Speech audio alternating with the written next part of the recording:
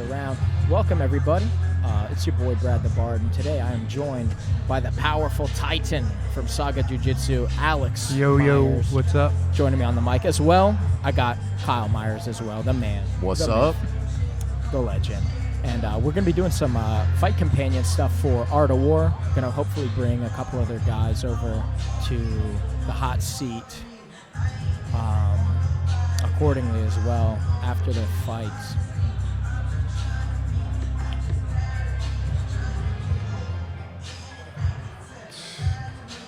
And I think this is the first fighter walking out now, so should be getting started soon.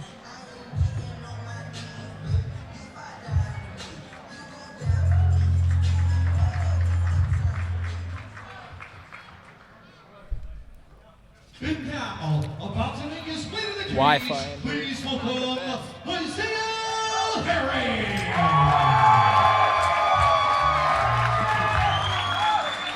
Hopefully we don't have too many dropped frames going on, but it looks like...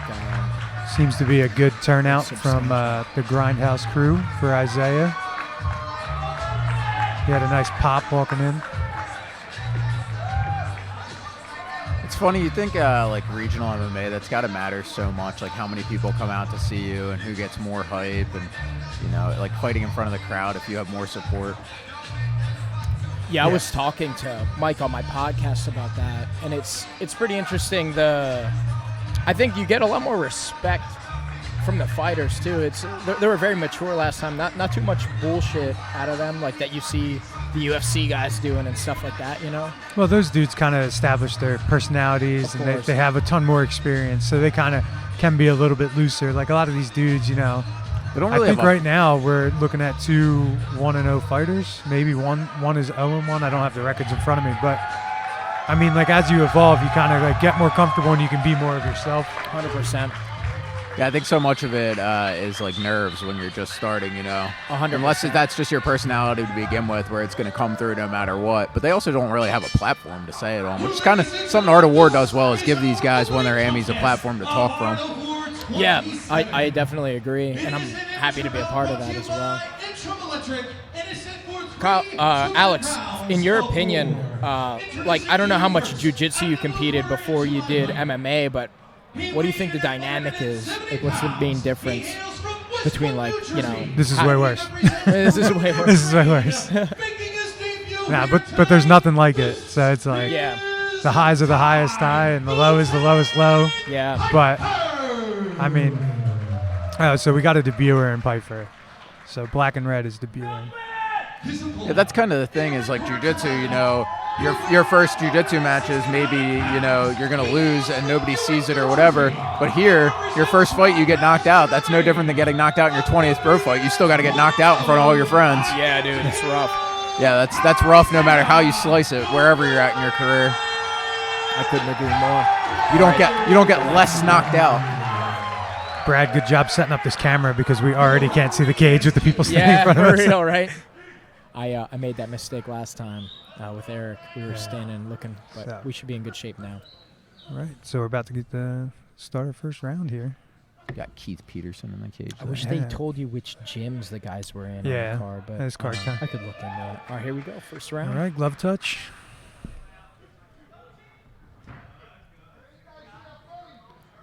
It's funny how tentative, too. Instant level changes from Pfeiffer there. Yeah, you said the other guys has a debut, and this is Pfeiffer's debut.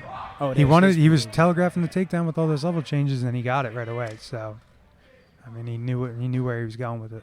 Such short rounds though in MMA. Right, like, you have to go for it. One takedown in amateur is game over pretty much. It's a strong wrestling too, with like the PAME rules. We got James Booth and Matt Natterville in the Isaiah Herring's corner. Yeah. The boys. Powerful. Hopefully we get them come take a visit with us after the matches. Ooh, nice reversal on Isaiah Herring's part. Yeah. Now there is no ground and pound to the head in amateur, non-advanced amateur. Ooh, nice duck. So Alex, for you, Herring's instantly you in hunt for guard. Like the Kimura, the Americana in that situation when you can't ground and pound. Yeah, that's how you got your last win. No, I TK'd my last guy. Did you? Yeah. Oh, Guillotine. A guillotine. Right, we got some showmanship here. Hit him with the TikTok dance at the end. Hey, yeah. He's Fortnite dancing on him and shit. Yeah. But excellent. Hey, man, that's some booth jiu-jitsu right there. So oh, yeah, man. Yeah, that was outstanding. I mean, not a bad showing for the debuter. I mean, he wanted to take down, went and got it. That made he my heart happy to see that guillotine there.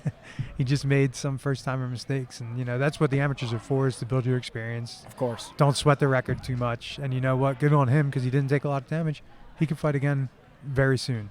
So yeah, 100%, man. That's definitely something where and both guys can. Both guys. Yeah, so. right. There was a lot of wrestling in that fight, and I think that fight was just determined by who was more comfortable and who had the better jiu-jitsu. Right, and I think Herring was a little more prepared. Yeah. So there was a lot that like twitchy kind of wrestling. A lot of his guys in their first. You'll first see. fight. I mean, you'll see that a lot in amateur, especially. So. Yeah. So didn't you? I thought you set up like an Americana. I think you are. I remember. No, I got Kimura swept.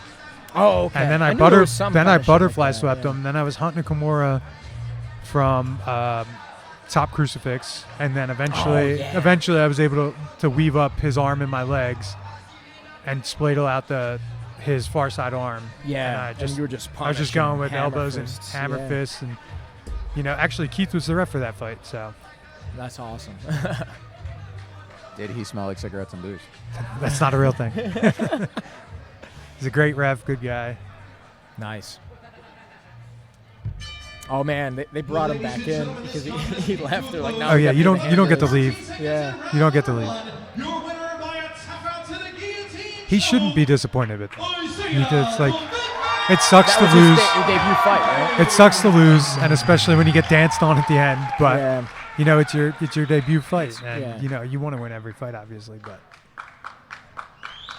you didn't get starched in front of all your homies. So trust me, could have been a lot worse. Yeah. I wonder what gym that guy was out of. If he was out of a very jiu-jitsu centric gym. I don't know. They don't have it in front of me, so yeah, they don't announce it when they announce them either. You got to do a little bit of your own research. Indeed. Oh man, we got to bring this case a little closer. Ladies and gentlemen, let's not delay. Let's keep the action rolling. Here we go. Christian Hannigan next, Grindhouse guy. Yep. Team Grindhouse really. And we got Josiah Swar out of Jiu-Jitsu 1 in Lancaster, Pennsylvania. So.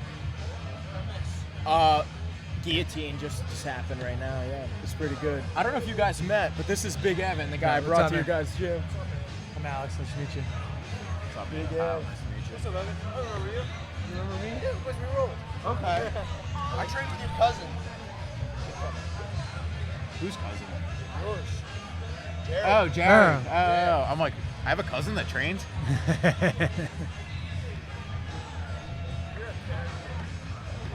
Yeah, here, I'll text you the address to make sure you're on spot. It's a large human being. He's giant. Yes, that's right. Yeah. There should be a ton of people here.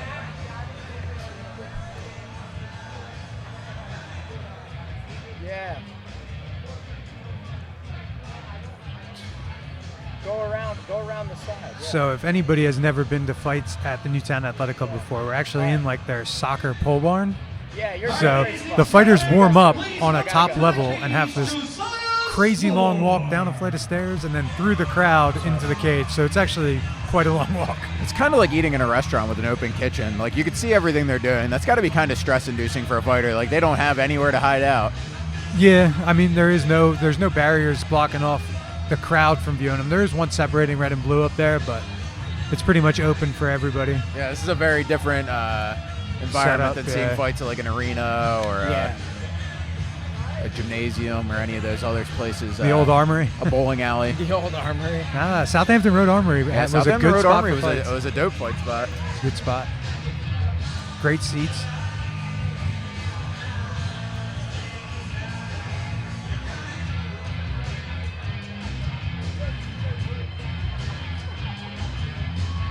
Got Josiah Swar coming into the cage now. I think I might have rolled with this guy, Evan. Yeah? I think he came to my seminar at Jiu-Jitsu 1. Talking about Josiah. Please welcome No, Big Evan. I'm that talking was about just Evan, there, this yeah. gigantor that came over and talked to Now us. Christian Hannigan, another Team Grindhouse guys coming out. We got a. Oh man, they're mad in there. What's going on?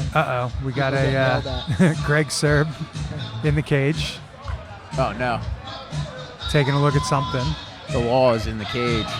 The The Judge law. Judge Dredd of Pennsylvania MMA. It's all about the walkout song. Electric So- Avenue is a powerful choice. When Christian makes his way into the cage, you'll see he's a quite a weird lightweight because he's about 6'2", 152 pounds. The world's biggest smallest lightweight. Yeah, so he's going to have a significant reach advantage here. And I've trained with Christian a few times. Christian is pretty well versed. You know, he's a solid purple belt, good striking, uses his length, combos, everything. So I'm interested to see how Josiah has prepared for this. A different time of MMA fighter, There you go. where they would take kickboxing fights, jiu-jitsu matches. Yeah, and I mean they do that. I don't think Christian has many, but I think that's what's awesome about like the local MMA, where you see like the amateur stuff, is you get to see these backgrounds, kind of like it used to be, you know, Yeah. like heavy boxing guy versus heavy jiu-jitsu guy. you see a guy just trying it out to see how it goes. And you could tell so much from what gym they're from. A lot of the time when they start, their style is much more defined by their coaches. They haven't come into their own as much. Yeah, Yeah. 100%. 100%. They're like Pokemon, right? Right, yeah, you just throw Coach is them out telling you there. what to do. You get to pick their moves.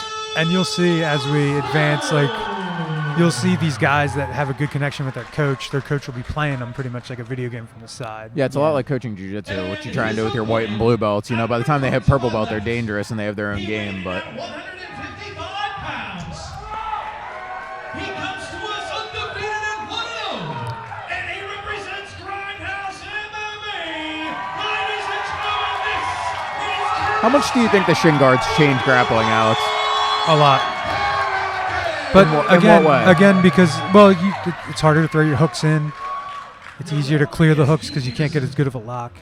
But you can no twisting leg locks, no straight ankle locks, no straight toe ankle, holds. No straight So- ankles in him? Oh, no, there's straight ankle. Sorry, take it back. But I'll bet that's armor for it. You're probably not finishing them easy. It's not around the back. It's hard to get your leg out of there. You can't slip your leg as easy. All right, Yeah, so here we I go. We got guess. the glove touch, push kick right away from Hannigan.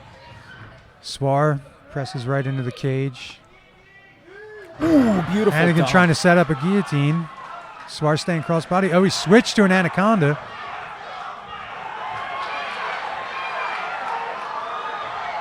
And Oh yeah, the anaconda. oh, he's rolling. Like some north-south kind of See? idea. Some really good jiu-jitsu on display from Grindhouse, which is unsurprising. Yeah, I mean they work Coach, it. Coach They work James it hard. Booth, one of the best local black belts. Ooh, a big slam there. Huge But slam, right he's into the still- anaconda still again. on that Dump choke. City.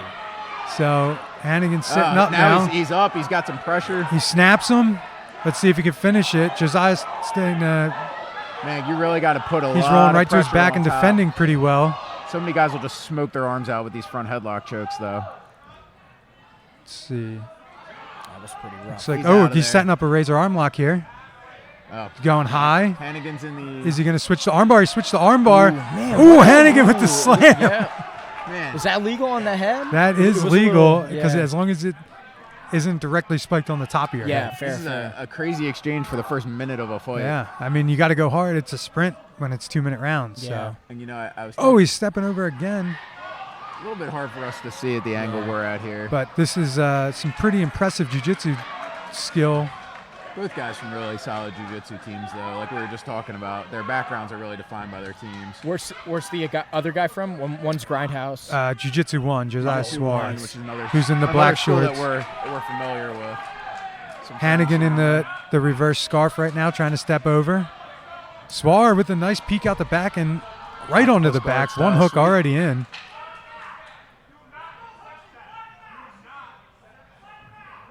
You can Oh, hear and the- he's got the it. coaches from Hannigan saying don't accept the back take.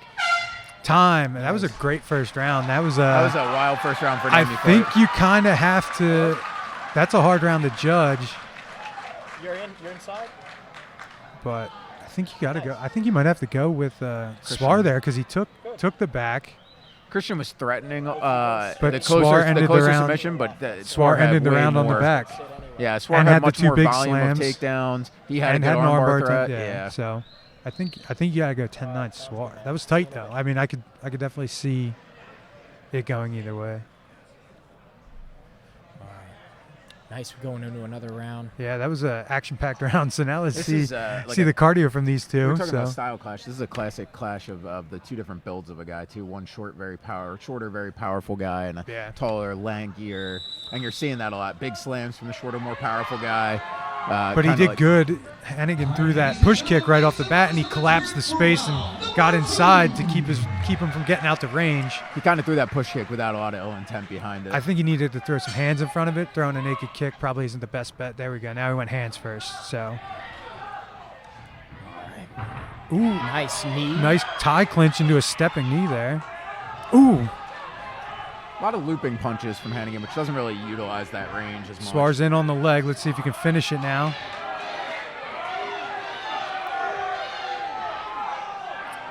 Go sit over there. Hannigan using those knees effectively. Yeah, when you're Hannigan's size, you get a lot of range on your knees. Yeah. He needs to scoot those hips back, though. Swar got in there. He was able to double him. He's planted kind of throwing those. It looks like he's hunting for Kimura, but now he's kind of conceded the back here. Oh, Swar has a leg trap, using the cage to escape here as Hannigan. Back triangle on. Yeah. No, he had his arm trap with his leg. Nice. Nice reversal from Hannigan by using the cage there. Man, crazy grappling reversals throughout this whole fight. Yeah, both of these definitely jiu-jitsu guys. A little bit of the old body ground and pound. I don't know how effective that really is. What do you think about that? I mean, it'll do the trick of not getting you stood up, but I don't think it can be effective. Can't really see what's going on. We got a row of heads in front of us. Yeah. Yeah, we We'll don't have to get a higher we don't have tripod the best angle. It's better than we had last time, Yeah. I'll tell you that much. Is that tripod all the way out? Yeah, unfortunately. Hannigan looking for the stand up there. Right back into the ground and pound. Man, giving him them rib shots. That'll help gas you, but I don't think you're I think you're seeing a little bit of that now. That adrenaline dump is hitting Swar pretty hard. Swar's had to use a ton of big power. All those big slams. Yeah, there wasn't much conservation of energy. Plus the scrambles, plus your debut fight, the lights, everything. Man, way to come back in that round for Christian. So that was Hannigan. definitely a 10-9 round for Christian Hannigan. That was a great round. Good reversal, and then he never gave up there. He just stayed on top and made him pay for it. Yeah, so we're going into the last round here. You can see Swar taking what we like to call the big breath. Term coined by local MMA legend Nick Masson.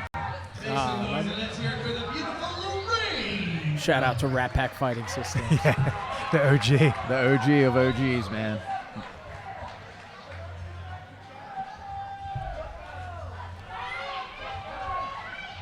When you go back to that corner in between rounds and you just had a round like that where you had kicked his ass in the first round and then you got buried, what are you thinking back there, Alex?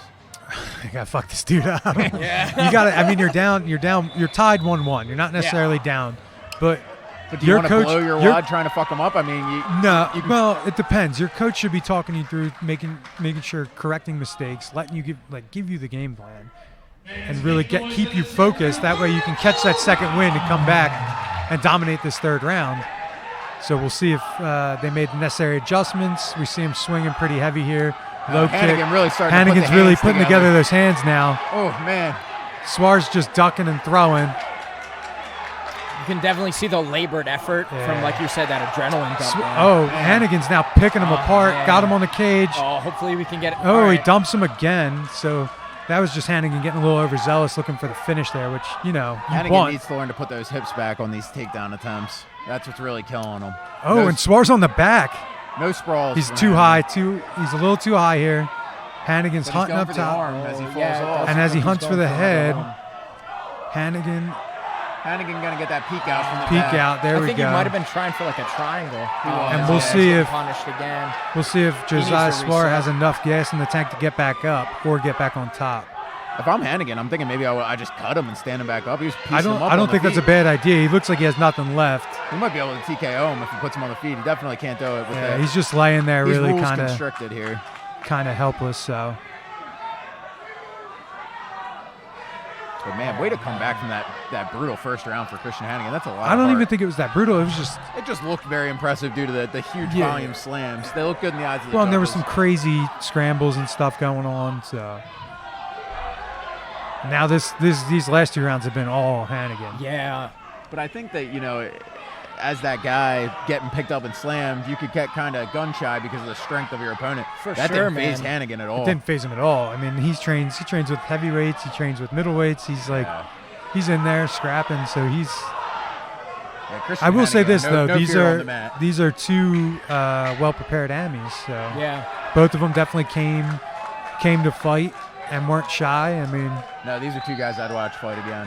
Yeah, and it's interesting, right? Because one of them you seem to have more of the wrestling background, right, with the slams and everything. But the other one's jiu-jitsu. Like, it seemed like he was very dominant on top once they went to the ground.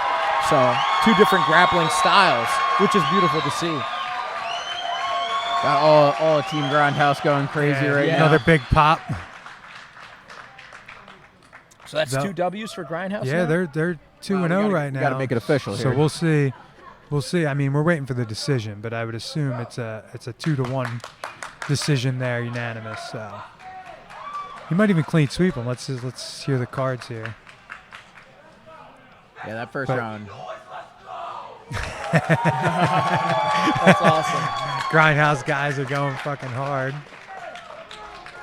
Which one? Was it the last fight that you said was jiu-jitsu one or this? No, this one. Yeah, that has Interesting. Yeah, Christian Hannigan, definitely a guy, if you could get him over here to talk about this fight, would be cool to hear great. what went through his head. Yeah, that They, means we'll kick you off though. Everyone got an invite. Me That's and okay. Alex took a Yeah, took we a went walk around over and to talked to all everybody, of them. So hopefully they take the invitation and come say what's up.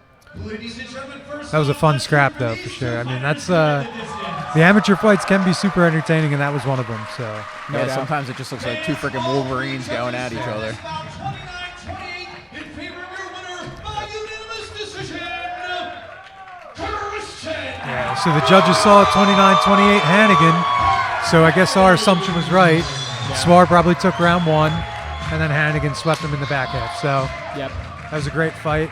Both those guys should definitely keep their heads up and walk out of there Yeah, happy with that performance. there's some adjustments to be made on both ends, but both those guys a lot of talent. I think Swar. I don't even think Swar's was a talent-wise. I think he just kind of adrenaline dumped and maybe slowed down a little bit no, too I'm much. saying that the talent is there. Those guys just have to make some adjustments in their training. Yeah. No They're both raw, but you can definitely Yeah, see. yeah, the you can talent. see that wrestling a Swar. I mean, that's a hard thing to compete with, Nami. Christian, just a very experienced grappler. So up next, we actually have a female fight. So that Nice, should be. first girl for should the be match. I think they're the only women on the card tonight. So Oh, I think you're right. Huh. Yeah. I don't know why I thought there was going to be 2 female battles today. Literally Guess it's through just- that doorway. oh, after party. Through that doorway, just beyond that partition. Get me a shrimp cocktail and an old fashioned. I don't know if it's that kind of party. There's Booth's Long Island iced tea over there. Oh my God. The legendary tray of kamikazes from James Booth. Yeah, James Booth thinks he's Ric Flair. Ric Flair. 37 kamikazes. Bartender's like, are you serious?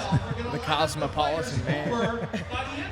I drink a Cosmopolitan. They're delicious. They are, man. They are. I have no qualms about what I drink. No, if it tastes good, it's going down. Yeah. As I was telling Brad, I never met a beer I didn't like. So I have definitely Except met a beer I Miller didn't Lite, like. which we except also have. Miller Lite. Yeah. So, Ugh.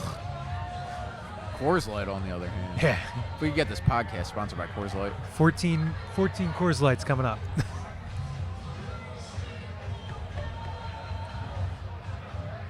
So we got some female fighters coming up next. Do we have any idea Yeah. what gyms they're out We of? got Who do we got? Fabiana Josa. I believe she's an NPR fighter. Okay. And then we got Laura Terzensky. You can throw a couple of Um, these around. I don't know where she fights up, but I think I saw. I actually don't know. I'm not gonna. Don't presume to assume. Yeah, I'm not gonna assume where she's from, but.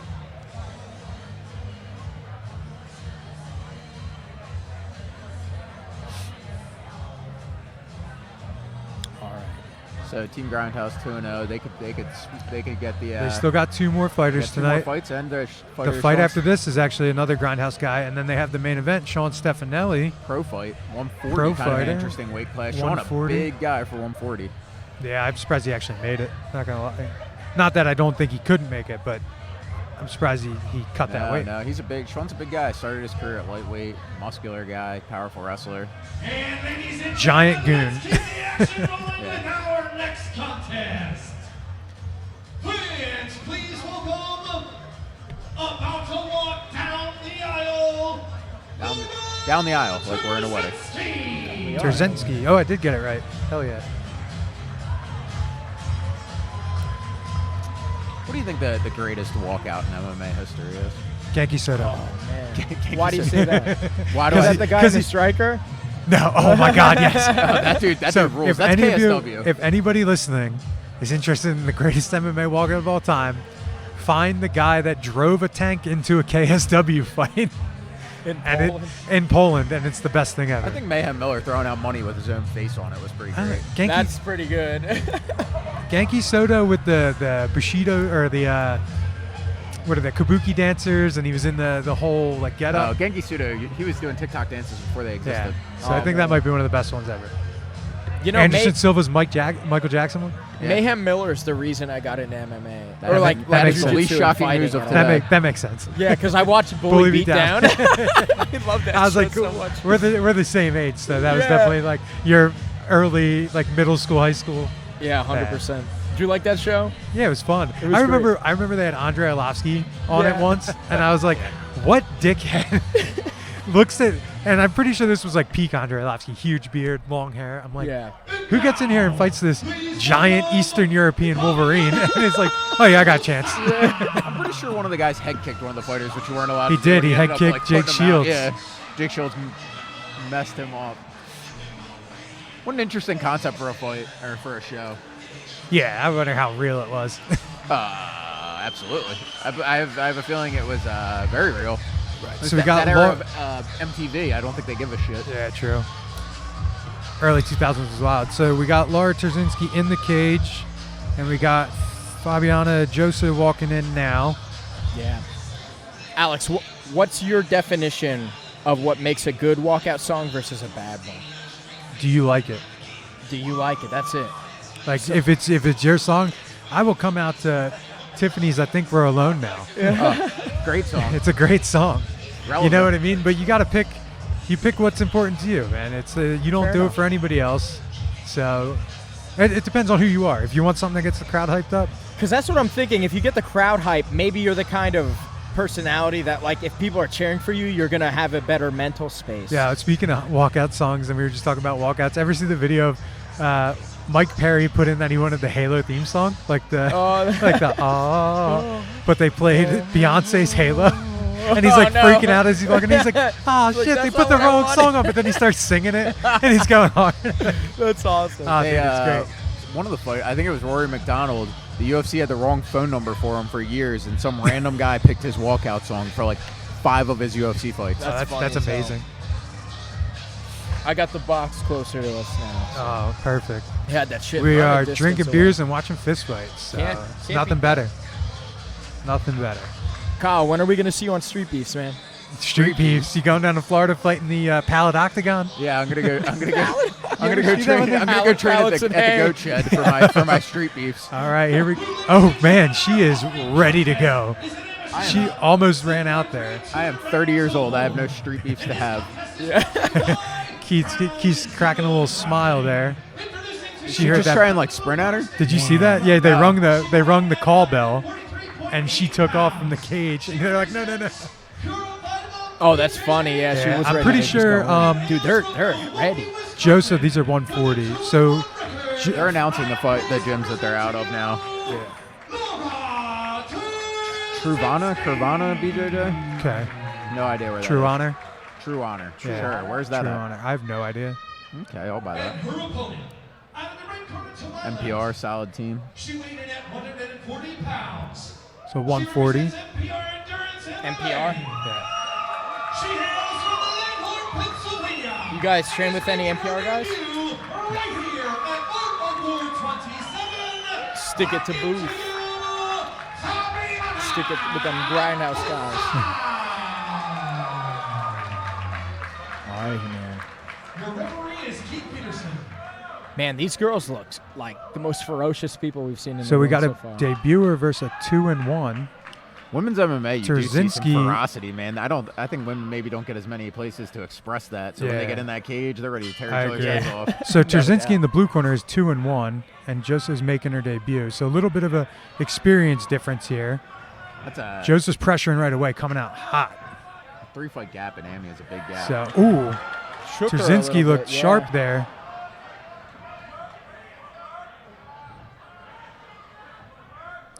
Nice right. She just keeps sending that right hand right down the middle. Joseph's head's pretty much just. On a straight line, just running at her. Yep. Some She's Ronda trying to- Rousey, like, ooh, striking. spin. I loved it. Are you allowed to do spinning moves like the It spin has to elbow? land with the glove. You Okay. cannot elbow.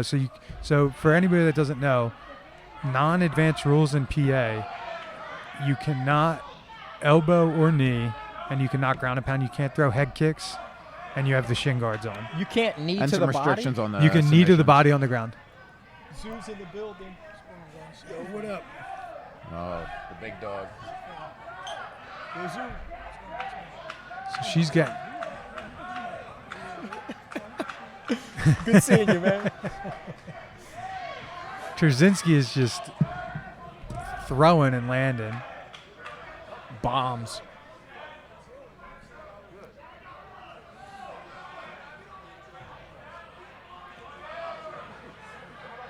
Josa was really pushing the pace. She was earlier. pressing Yeah. hard.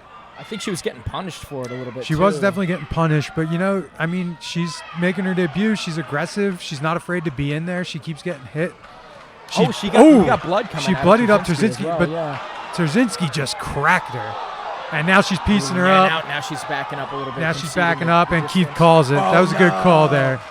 So in amateur, they do call it a little bit earlier, but I Yeah. think that was a safe call. Fair enough. That was Yeah. a safe call. There's no need to let her keep getting hit there, especially in her debut fight. Yeah, especially she was conceding a lot. Like she Yeah. wasn't even. Once she turned defending. her back and kind of started like running, Yeah. I think that kind of was the indicator that it was going to be over. I feel like that's a natural inclination to do that. How do you train that out? I've done that against like Andrew. We'll put the gloves on It and happens. do some combat jiu-jitsu. I mean, you just kind of I like run get away used to it. sometimes. It's experience. Experience is real. So I'm not sure if that was the call bell or the. No, that was the. They called the fight. Cool. Okay. So that definitely wasn't the round ending. Their doctor is in there. Shout out to the doc too. He's dressed to the nines. Yeah. My man suited up. Suited. It's hot as fuck. That was pretty good though. Definitely not a disappointing fight. Nah, so all three of these fights so far have been bangers, for lack of a better word. Very entertaining, very fast-paced. This will be a quick night, too, so anybody tuning in, just stick around because we have 7 amateur fights and 2 pro fights.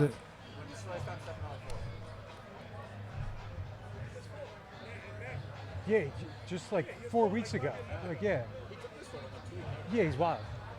I mean, yeah, they think it's a good fight, I think, but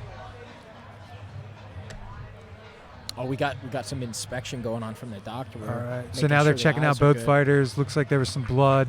Doing the flashlight. Yeah, making sure follow the light. Just lie. Yeah, I follow. Yeah. it. It's like, oh yeah, there we Hey, go. there Hype we train go. boarding. That's awesome. Yeah, good for her, man. It's always fun to get a finish, especially one like that where you get to, really show probably a skill that she's been working on. I don't know her background, but a finish by strikes is always the goal.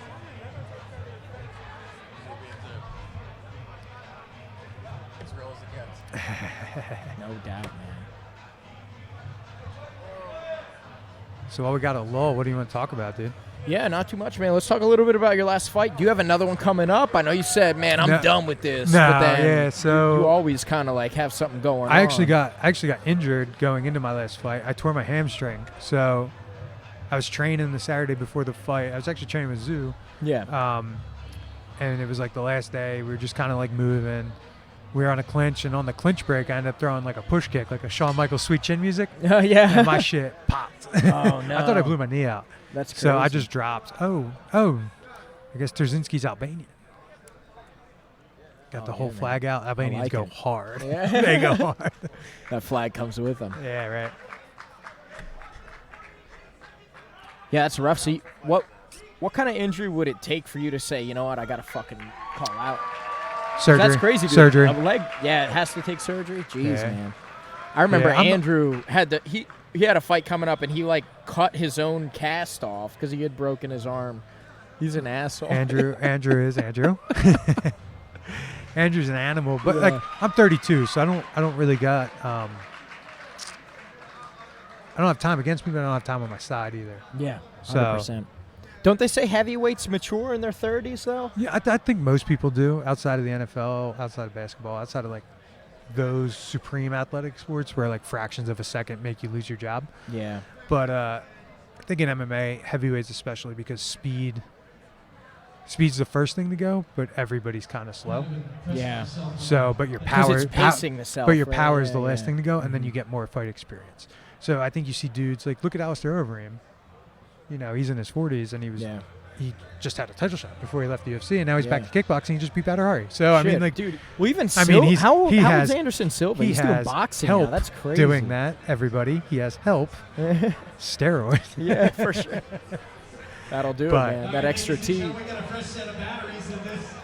Oh, all right. The mic was dead. Oh but no. Hope you can hear it at least. Large All sorts of resistance technical bump difficulties beginning tonight, in round man. number 1. TKO due to strikes. We want all of you to know we have a big all-star weekend coming up to who's kick this? off. People commenting. Bangers. all My right. man. All-star weekend back-to-back Got some February 3rd and 4th. F's in the chat. Press F. Night after night, it's going to be Artboard 28 and Artboard 29. Just shenanigans. We got some people wanting me to sub for sub on my own live, bruh. Come on. Whack. Whack. Terrible time to ask for that. When we kick off A little busy. But yeah, man, that's really interesting. Do you think that February 3 and 4. in your I feel like as you age, you got to be more susceptible to brain damage. I don't know how to put it any other way. Yeah, I mean, for sure, but you're susceptible to brain damage when you choose to get in fistfights. Yo, fair enough. You know what I fair mean? enough. It's kind of like,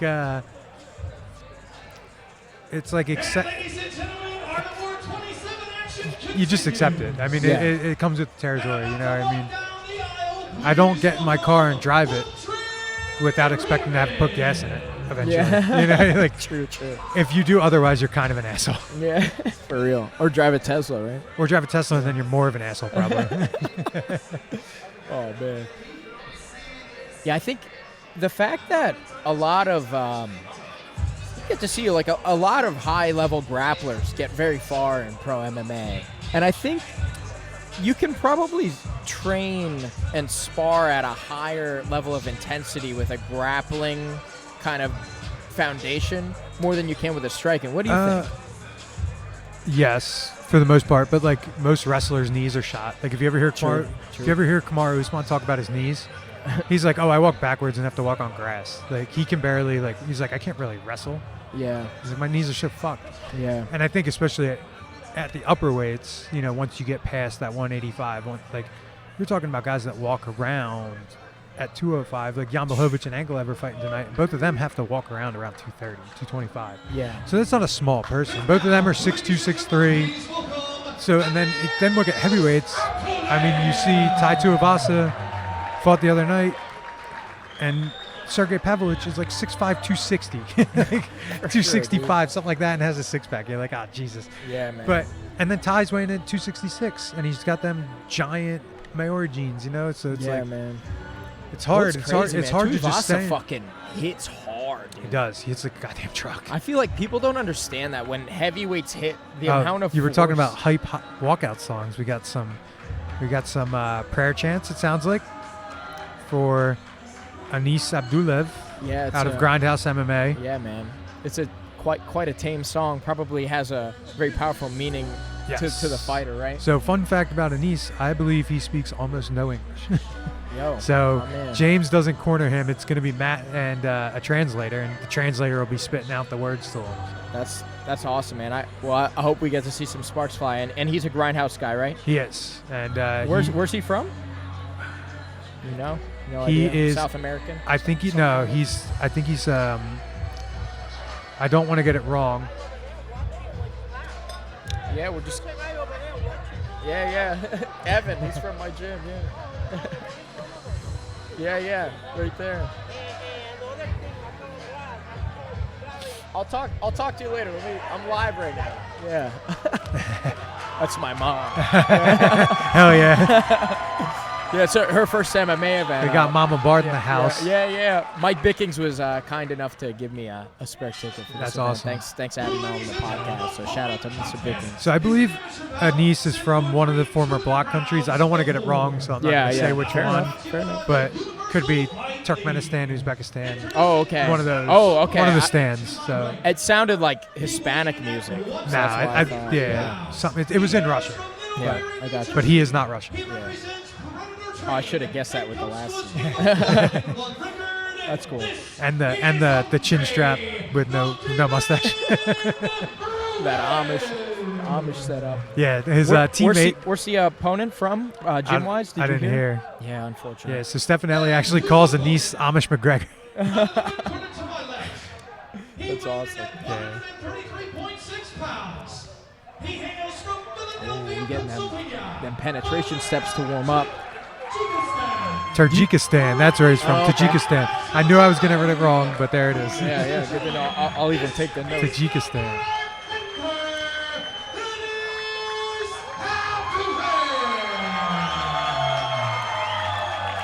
Another big shout out from the Grindhouse crew. They're all right in front of us. Yeah. Tell them to sit down, Alex. Use that man voice. Yeah, I don't really have a man voice. I don't know, man.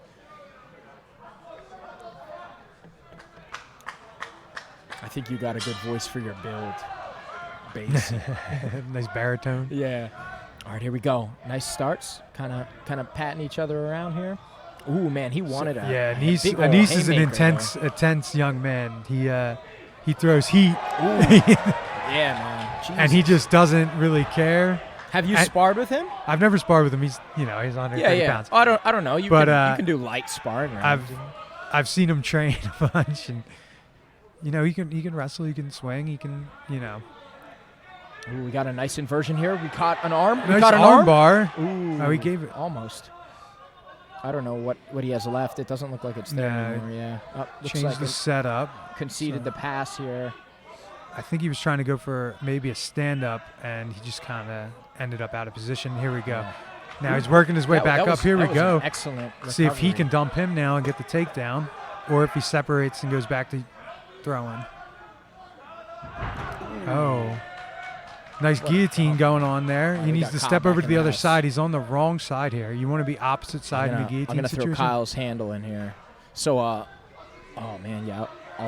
Let's continue talking. And his head isn't out. There we go. And right back up, and he presses him to the cage again. He said. Oh, big takedown. And Anis is super explosive, and he loves doing that. He loves doing it. Oh, yeah, he likes to, he loves big, just giant, big running him across the cage and slamming him down. That's awesome. I believe Matt, his coach, was telling me that he was doing it his whole first fight. That's awesome. So, and that is a little demoralizing, as we said before, when you get jacked up and daddy. Daddied. Yeah, daddy. Yeah, but I was saying, like, you can do. And that's you can the do round. light rounds. You can do. Yeah, light you rounds, can. You definitely can. But like, he's not going to get much out of it. And, he's true. His time's better spent somewhere else. Yeah, but like not when when you're in the room for a training session, like even I challenge you to like the combat jiu-jitsu stuff. It's nice to move around. You also outweigh that dude by like 30 pounds. At least. So. Well, you outweigh me by like 100 probably. It's not my problem. Yeah, not my problem. Exactly. Be bigger. Yeah, be bigger. be bigger. Be stronger. Be faster. So Yeah, that was a nice nice bout though. we got Lizzo bumping here in the arena. What current celebrity do you think Lizzo could beat in an MMA fight? That's rude. Oh, I'm that's not a going to good- answer that question. Why? Lizzo's got some weight. She could throw some powerful punches. Damn, dude. I think she could take you, Kyle. That's Yeah. possible. I hope the chat eviscerates you. I don't think that was mean against Lizzo. I just want to know. So we'll see if how Anis's cardio is here after a bunch of explosive takedowns. Well, you said it's an interesting thing, right? If you're in the training room constantly doing something, it might not affect And your right off gas the tank rip as this much. time, he went, and there's another one. Told you, he loves running them. He throws it. He doesn't dump them to the side. You would think that. Yeah, that was he throws it interesting. towards his head. I loved it. I think he but- landed on his head there. Yeah, if It he almost knocks looked like himself it- out with it. It's going to be interesting. I don't have the best angle, but Please tell me he's going to do it again. doing it back to back, Oh no! I think he thought is. he was going for the back for like a suplex almost. looks like Ruiz is trying to set up that Kimura there to I get like it. to turn him. I mean, you got to try and do something to dis. Oh, that's interesting. okay. Like Greco-Roman style dump, but he's on his head still. And now he's in a worse Spladle. position. Weird. He's spladled. Yeah. Oh, No and he's shit. going behind the He's head. going for a. Knee Oh, bar, spladle knee bar. oh That man. might be one of the craziest submission This dude needs attempts to move so I I've can ever see what's seen. going I on. thought he was going for like a twist. There we go. No, it's a truck spladle. He shouldn't. It's as Inside out spladle he's cradle. actually taking the pressure off there. Oh, is he? Yeah, because Yeah. Anis could kick his leg out. So he needs to like, look at the shakiness. yeah, he needs to like bend him. Like think about you're snapping like a pencil. He needs to bend him like this.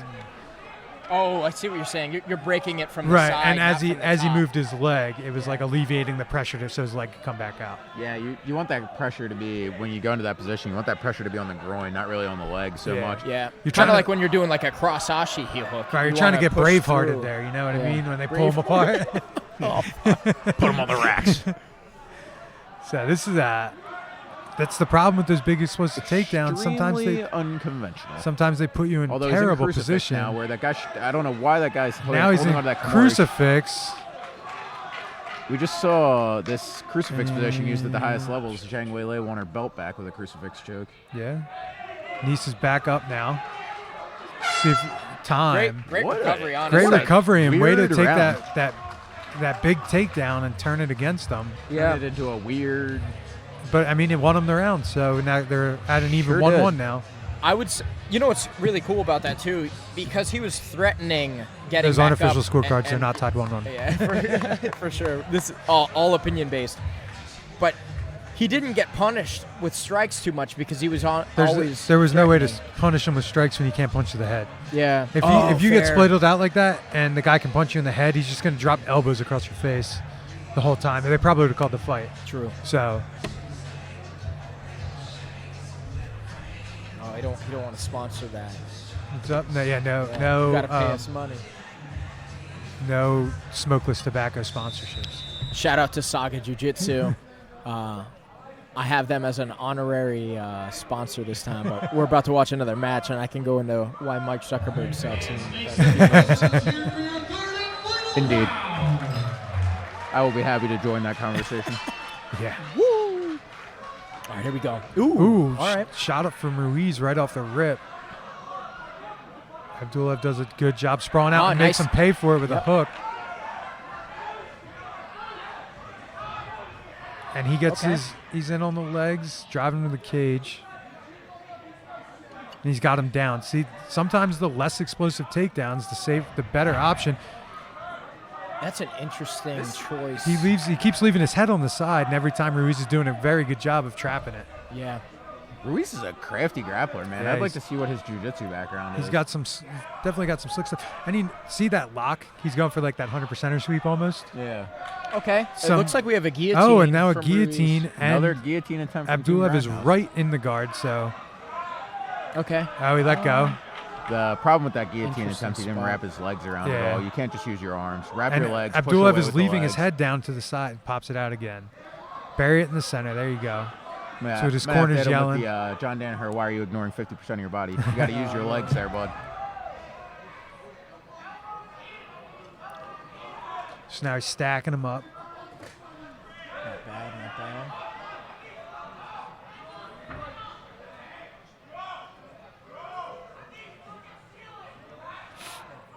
There's a great triangle choke opportunity there that wasn't really capitalized on. I think This Abdullah's kinda- just trying to ride this round out now. He doesn't even have his guard closed. He's just- much less active. Oh, let's see if he can get it. He looks like he's trying to set that it up. triangle's there all day. I saw it, yeah. Abdullah should take a step back and kind of shin ride him there, put his hands on top of his shins and try and get past the legs, but I guess he's because you committing can't back really into the guard. You can't strike to the head from the ground at all. No. Yeah, so I guess that's probably Yeah, his he's just idea. trying to stay busy enough that he doesn't get stood up, lay some big punches, stay safe when they're out. Yeah. That was a good, tactically sound round Yeah. from Abdullah. Ruiz was trying everything, and he just couldn't mount, couldn't get the sweep, and couldn't get back up. That's a tough one to judge. Like you said, hypothetically, we're Yeah. about 1-1, and then that last round, Ruiz was doing great in the beginning, and then Abdullah at the end kind of gave him was giving him a couple kisses at the bottom. Yeah, it's hard to, you can't really score against the top guy, especially in MMA. Yeah, man. So. That gravity advantage. Yeah. All right. So we'll see if it's another one on the books for Team Grindhouse tonight. Yeah, right.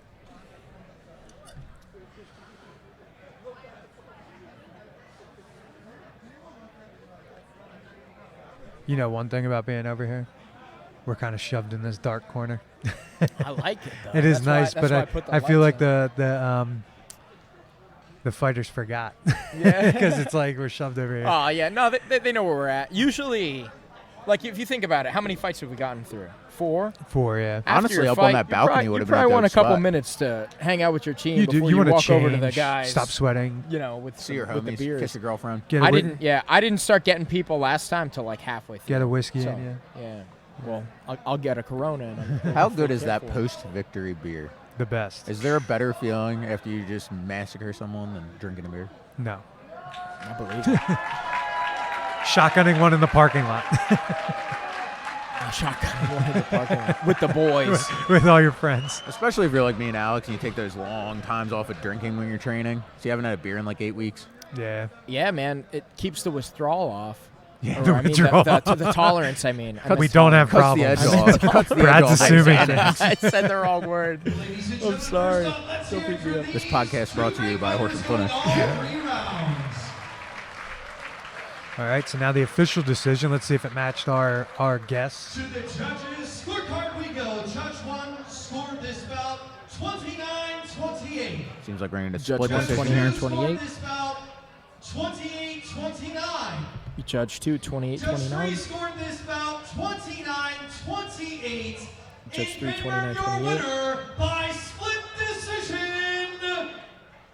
Ani. Yeah, Ani's one. I don't know how that was a split decision, but you know what? I believe It was good. That was- 3-0 that was a great Team match. Grindhouse. that was a fun fight though. Lots of good grappling decisions. You know what Lot I'm of- actually yeah. surprised about? Sorry to cut you off. Yeah, no, there. it's okay. You know what I'm actually surprised about this, and both of you will be able to appreciate it.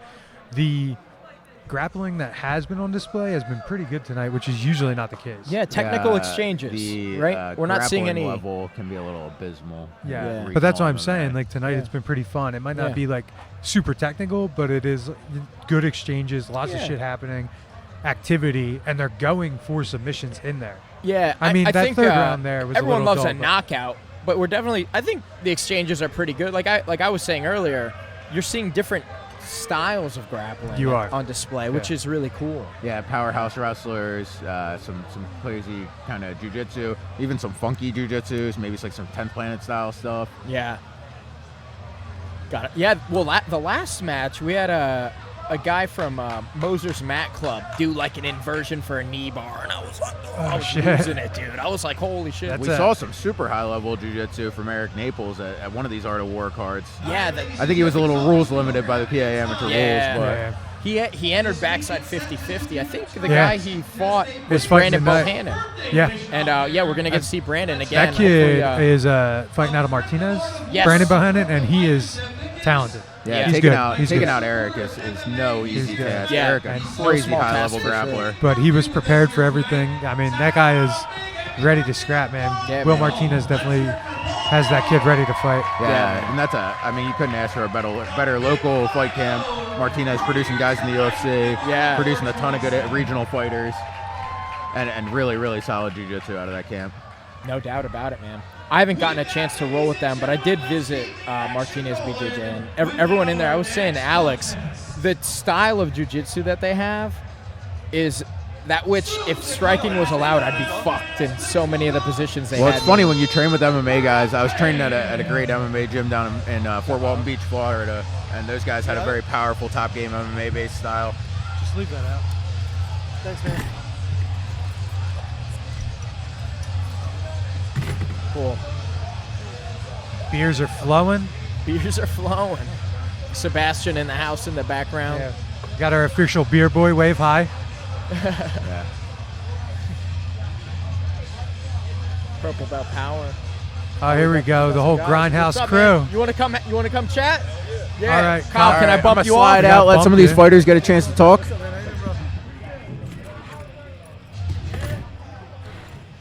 What's up, man? Just here. Throw on these headphones.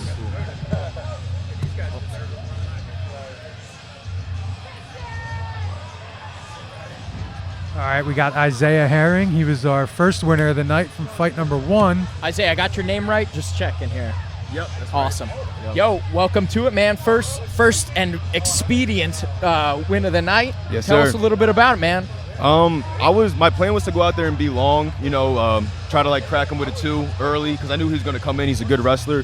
He actually had 100 high school wins in wrestling, so me being a wrestler, I know how serious that is. Yeah. And when he grabbed me, I felt it. He was strong, real Yeah. strong, but he stayed complacent. And once he held on me, I knew he just wanted to hold me. So I knew once I escaped, he was gonna leave that neck out there, and he almost slipped out of it. But I used my chin, hold him down. And I pushed my chin down. That's that James Booth jiu-jitsu. Yeah.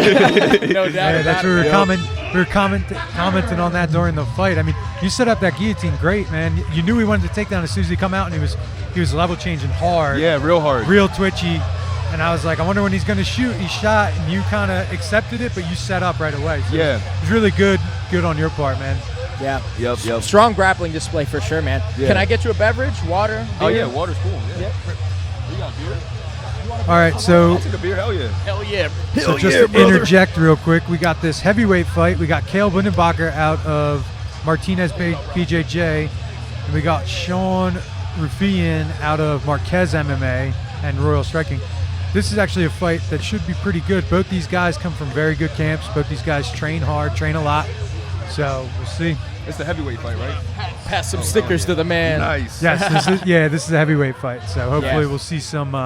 Isaiah, Some help us fist line. get a take on this. We got the view here. It's Yeah. not the best view in the house, but it's a Definitely. better one than most. Yeah, all your Grindhouse fans are blocking it. Yeah.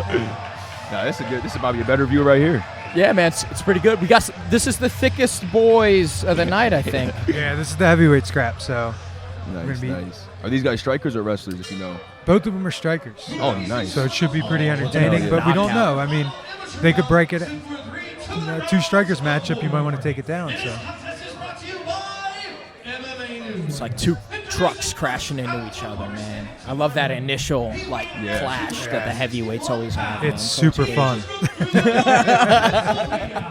represents Marquez MMA. I remember the first time I saw a live, it was a jiu-jitsu match where it was 2 heavyweights, and when they clashed and fell to the ground, the whole fucking room shook. And it's like, that's fuck, almost dude. like 600-pound of dude falling. You know what I mean? You just gotta respect that, man. Yeah. And his opponent, on the red corner standing to my left, he weighed in at 241 pounds. 221 pounds. Martinez BJJ. And he comes to us with a 2-1 record. Hailing from All right, so Cale Bundenbacher, a little bit more experienced here, 2-1. Did this guy just fight Pat Brady? No, I think so. Cale trains with them Okay. because he's a Martinez guy. So I think he's like part of that, like Dawkins Brothers, Pat Brady, Oh, maybe I just saw him training with Ryan him. Appleby, Cale, yeah. Okay. So it's a good, solid group of heavyweights they got training up there together. That's like the heavyweight gym, right? Yeah. Yeah, man. And Saga's no one to exclude for jiu-jitsu. Here we go. All right, here we go indeed. Starting off nice right there. Nice. Quick Great hands right exchange. away. Oh, this is ending quick. Yeah. Yeah, this is the first round. Yeah. Where's your money at, Isaiah? We got it. I don't know. You don't know. They're both kind of landing, but Yeah. Clean strikes. yeah, they both got pretty good composure right now. Yeah. You can tell they got some And experience. they're throwing. Oh, that was a nice Ooh. overhand.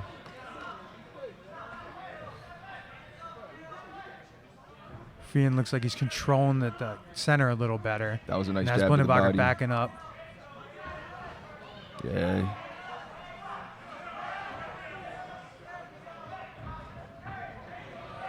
Nice, man.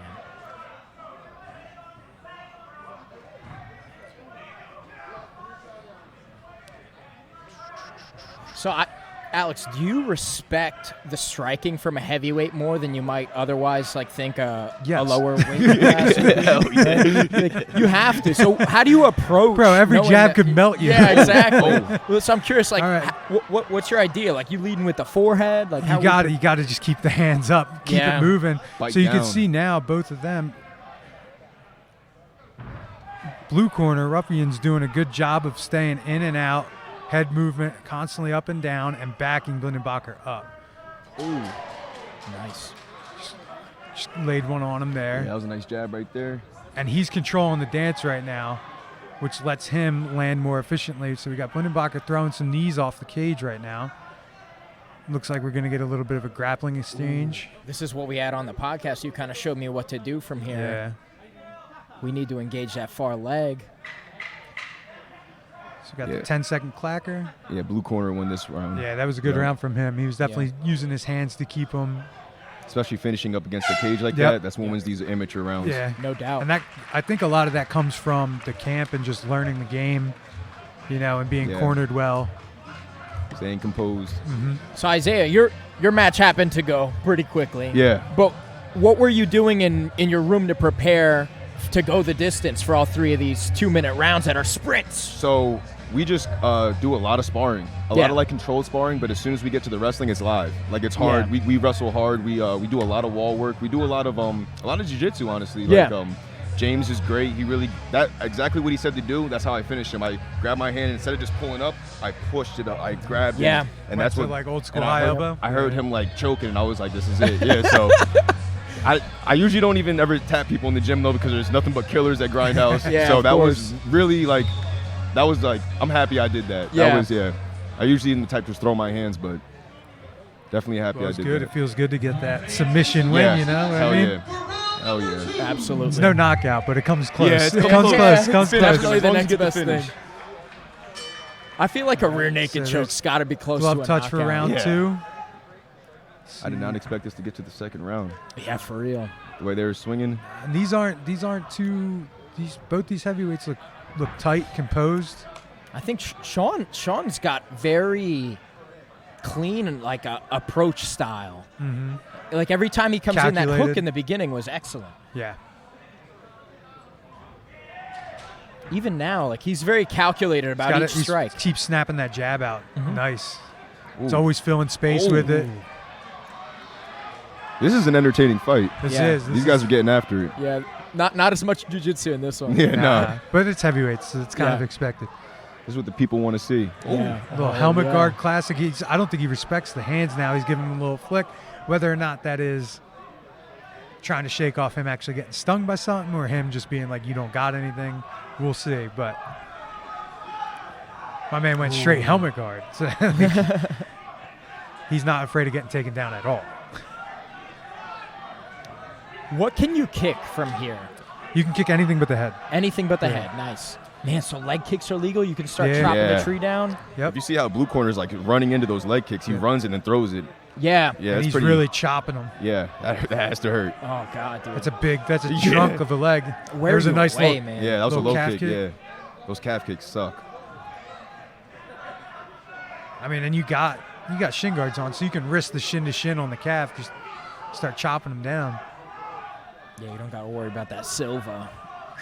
Yeah. This is impressive output. Oh, that was nice. Ooh, Nice charge. Yeah, Went a man. little off Sean's angle there. not scared to engage. no.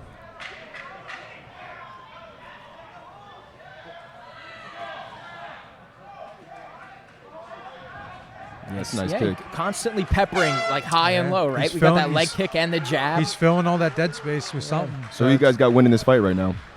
I think I'm with you, man. You got to go Sean, man. Sean's doing it.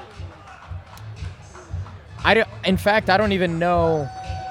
I don't know what argument you could make for You can't. I mean, he's controlled the striking. Yeah. He's controlled the cage. So. the cage. Yep. Yeah. That's what really matters in these And he's rounds. dominating the center and always has Kale's back to the cage. So you can't. It's a good fight from both guys, but it is a great fight from Yeah. Sean McVeigh out of the blue corner. Yeah, we got to see Blindenbacher's got to make a move. Let's see a big takedown. I want to hear like a fucking car crash with them guys. Yeah, falling. I mean, and he's got if he gets him down, he's got to sub him. Yeah. Yeah, he's got to finish it here. Yeah. What options do the amateurs have for finishing on the ground? There's not really a striking option. They'll call it TKO if you're unloading on the body and the person Really? can't get up. Yeah, they'll call it. Good to know. Boys, and let's pump up these fighters for your third and final round. Yeah, I think Sean's feeling it, man. Yeah. He's got the crowd on his side now. I mean, Dude, we're so lucky can- we get Keith Peterson. we can expect, but comebacks happen, man. You see Yeah. them all the time. Oh, so absolutely, man. Especially with these heavyweights, especially right? at heavyweight, one punch can change the whole thing. So. Yep. I like He's that been uppercut. charging that Falcon punch the whole time. He's been throwing that uppercut real Ooh. clean.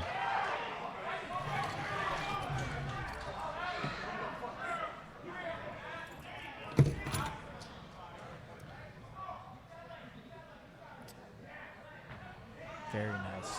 Very nice exchange. He's a nice long stepping jab. Yeah, that jab we is powerful. we have blood coming out of this Yeah, guy's it caught him. eye? It looks like above the eye. Yeah. Oh shit, was that a jab? Yeah, that last jab probably caught him at the edge of the glove. Yeah, he's stepping into that jab, really Yeah, putting. it's like a fencing jab. Yeah, Just yeah, boom. stabbing. Is there a way to avoid getting cut?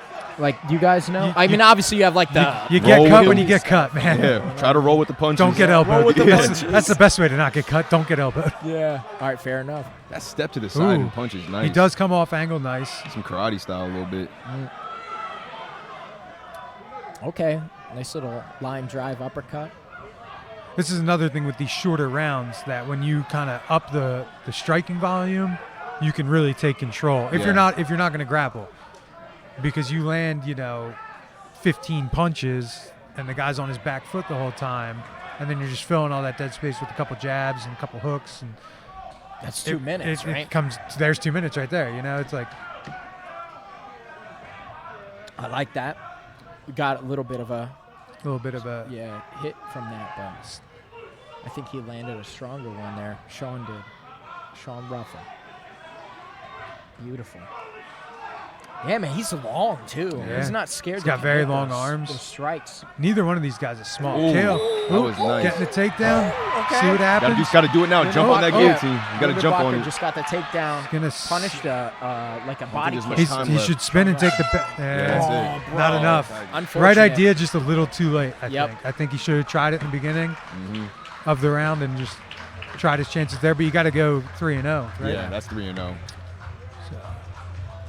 Good fight. Good heavyweight Yeah. amateur scrap for excellent sure. exchange, honestly. I like that. That was very entertaining. That was impressive output for heavyweights. Yeah. They were going the whole time. That was Yeah, right? two Yeah. Like I said in the beginning, two up and coming talented guys from good teams. So I didn't expect anything I'm going to else. let my boy Christian hop on here with you guys. Yeah, Yeah, absolutely. let's- Yo, tell- Isaiah, one tell more, him to put one a more shirt question on. for you, though, just because relevant to this with the heavyweights. Yeah. How do you train to keep your gas tank ready for multiple back-to-back rounds? Sparring and grappling. Like running, I know Like, running how many minutes are your rounds? 3 minutes. 3-minute 'Cause rounds? Since I know these are 2 minutes, I always try to push for 3. But then closer we get to the fight, that's when we dial it down to 2. You got to do understand. the activity to be ready for the Yeah. activity. Yeah. Yep. Yep, Fair got to enough. do what the fight's like. Yeah. Great. Yeah. All right. Thanks, Isaiah. Thank you. Definitely bring Thanks your a lot. boy This on, was man. great. Yeah, great meeting you, man. Yep, you too. Enjoy the beer. Well, that was Awesome a stuff. good one to have Isaiah here for. Yeah. That was fun. All right, we got this shirtless guy Yeah. coming up, Christian Hannigan. What's going on? How you doing? Just throw on these headphones and talk. Yeah. What's going on, homie? How you doing? Really good. Yo, can I get you a beverage? I mean, do you have any like soft drinks or anything? There's a water I got behind it. Gatorade, water, and beer. Can I get a Gatorade, please? I got you. How you feeling, man? That was a good win. Thank you. You were styling out there. Thank you. I tried to get the subs, but they weren't coming. Yeah, I mean, hey, listen, you overcame those big slams in that first round. and you were just like, screw it, I'm sticking to my back. I'm going to do what I'm good at and use your jiu-jitsu, and you look great. It was a good fight. A good fight from both of you, actually. I was impressed with both you guys, but you looked real good, man. Yeah, real well-rounded. He was pretty tough. I was. Yeah, just talk a little bit. There you go. Yeah. Just stay like this far away. Gotcha. Chris, I got your name right up here, correct? Yep. Yeah, oh, good stuff, man. Yeah, man, excellent fight. It was quite a few ago now that we're really getting into this, man. But tell me a little bit about your camp, man. How'd you prepare for this match? Well, I split my time between a Muay Thai gym and Grindhouse MMA. So, I mean, I've just been going back and forth. What Muay Thai gym are you at? I'm at Jorike Muay Thai. Got Jordan Jones, Atem Chartreur, and really good guys out there. Nice, man. That's awesome. So, man, just a ton of you fucking James Booth guys in the house over here today, man. You guys are doing an excellent job so far. I think, has every Grindhouse guy won? Hold on one second. I'm going to step out for a second. Yeah, no problem. Zoo in the house. Yeah, man. You gotta do better than that. You guys having fun? Good fight, yo. Thank you, man. Thank you. Debut? Second fight. Good fight, good shit. Thank you, man. 2022. Yeah, that was great, man. What happened to your shirt? I'm just kidding, bro. If we were live on Twitch, we'd get in trouble for that. You know that? Oh, yeah, for sure. Bullshit. But yeah, man, excellent fight, man. So you're doing Brazilian Jiu-Jitsu over at Grindhouse, and an excellent spot to do that. And then we're doing Muay Thai. Yep. So that's basically your background. What belt are you in BJJ? I'm a purple belt under James. Right. Yeah. Nice, nice. And then also for this camp, I was doing privates under James as well at his spot. Well, it Nice. showed, man. It showed. You were Thank looking you. sharp down there. Yeah, I wish I was capitalized more on the striking. Obviously, I don't like to get hit, but he clipped me with the right hand a couple times. You were landing those knees, those check knees, and every time he came in with his head down, you were driving one right into his gut. I was like, well, that's all my Muay Thai fights were stopped via knees, but I wish I could. It helps when you can knee people from the range most Yeah, people can for kick sure. them from at your weight class. So. Yeah, for real. Let me ask you this. So you got dumped a couple times in the beginning, man. How did you not let that affect your gas tank and everything? Because for me, when I got taken down, I go, you know what I mean? It takes a little bit of breath out of me. No, I mean it hurt. My back ribs are hurting a little bit from it, and but honestly, I was just I felt like the first time you got me, I was just I think I could sink this Dars. So after that, I was just fuck it, I'll take the pain of being slammed and get an attempt at the Dars. Yeah. I think that second round, we're talking about it during the match, man. You were doing such a great job of just maintaining top position and finding strikes where they were available. Yeah. Actually, in the third, I hit him in the face a little bit. And I was really, I kept apologizing to him about that. But, Damn. Hey, man, it happens. It happens. It happens. Eventually, you will be hitting him in the face. You keep doing it. yeah. You get an advanced fight. So that was an awesome fight, man. Way to you and Isaiah back to back to start off the card, man. Yeah, How's for that sure. feel? Oh, man, we got Awesome. a birthday Oh, in the man. house. What's going on over here? Oh, we got wild stuff happening Oh, right. man. Ring's going crazy right now. So you got Grindhouse is 3-0. Yeah. Obviously, all you guys are around the same weight. You're all training together. Do you think that gives you a huge advantage having all of your teammates on the card with you, especially these dudes that you're fighting day in and day out, training with, sweating with, hanging out with? Yeah, for sure. I mean, honestly, I've never been in a fight just me alone. Backstage, I'm sure it's a much more intense feeling, but when you're with the boys, you're kind of just goofing around, hanging keeps out. you loose, Yeah. keeps you fun. It doesn't really feel like a fight too much, Now, was your brother cornering you too, or no?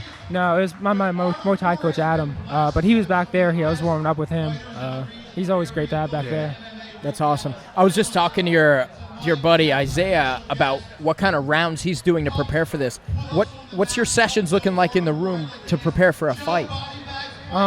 I mean, just lots of sparring. I mean, I spar 2 nights or a week, and me and Isaiah, we go at it. Oh, yeah? Yeah. I mean, it's good with him just because he has some power. So we kind of just sling at each other. And Yeah. You going 70, 80%? I mean, once you get clipped, I've seen them train. They don't. yeah. Once you get clipped, it's hard to go 70, 80. It's just it's on. Yeah, But he's my boy, so if he clips me hard, it's whatever. Yeah. Yeah, that's how it 100%. goes. That's how it goes. So how long are the hard sparring rounds? We usually do 3-minute rounds, He but was it's saying, back to yeah, back man, to back to y'all back are to wild, back, bro. just to try to get our cardio up Yeah. there. Yeah, That's crazy. Matty does a good job with these dudes, guys. He really How long does a session go for you? One training session, how many hours is that? I grindhouse like usually 3 hours. It's just like it's like you warm up and then striking into jiu-jitsu, and then everybody hangs out afterwards and get extra rolls. Get some open rat. Yeah. How many fights are there left?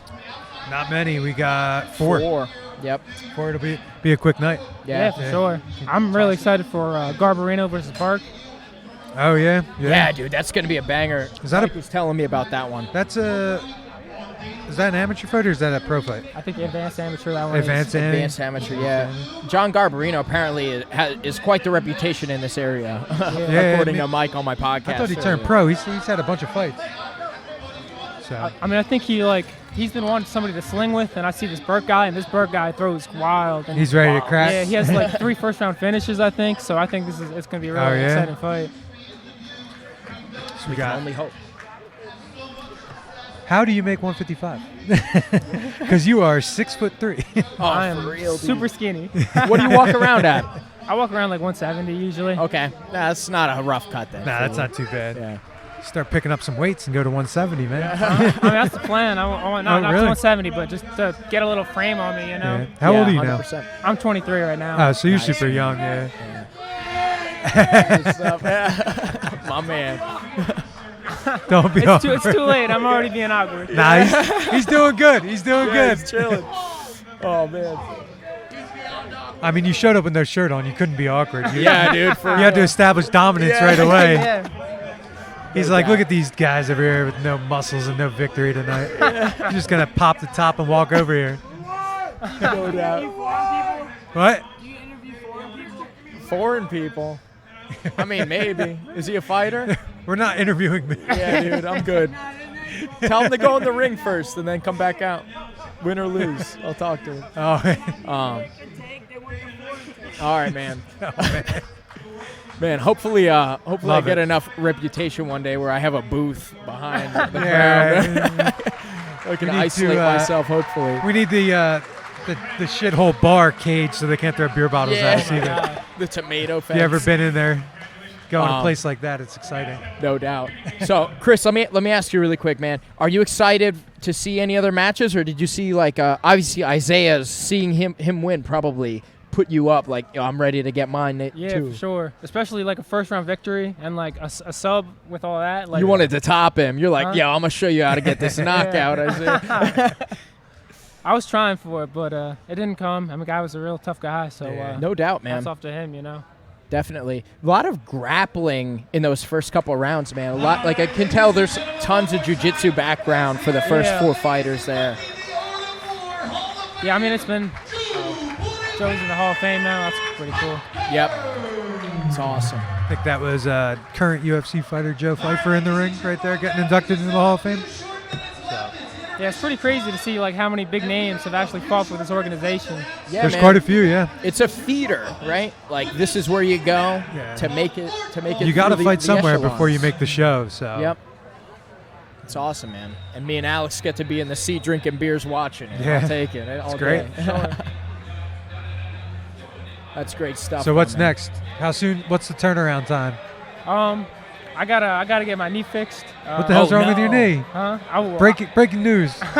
Man hurt his knee. Well, I was in a pro grappling match in August, and I got the ever-living crap ripped out of my knee. Oh, you got heel hooked? Shit. I got heel hooked real bad, and it's Who are you that fighting? hasn't healed yet. Do you know who was your opponent? It was a guy named Zach Koslow. I don't know. Don't know. That sucks, man. Was- Do you know it was- what's it was- wrong with it, or? I don't. I got to go for physical therapy for it, so I want to get that back to fully functioning before I step in there with another guy, you know? Yeah, 100%, man. Don't blame you at all for that.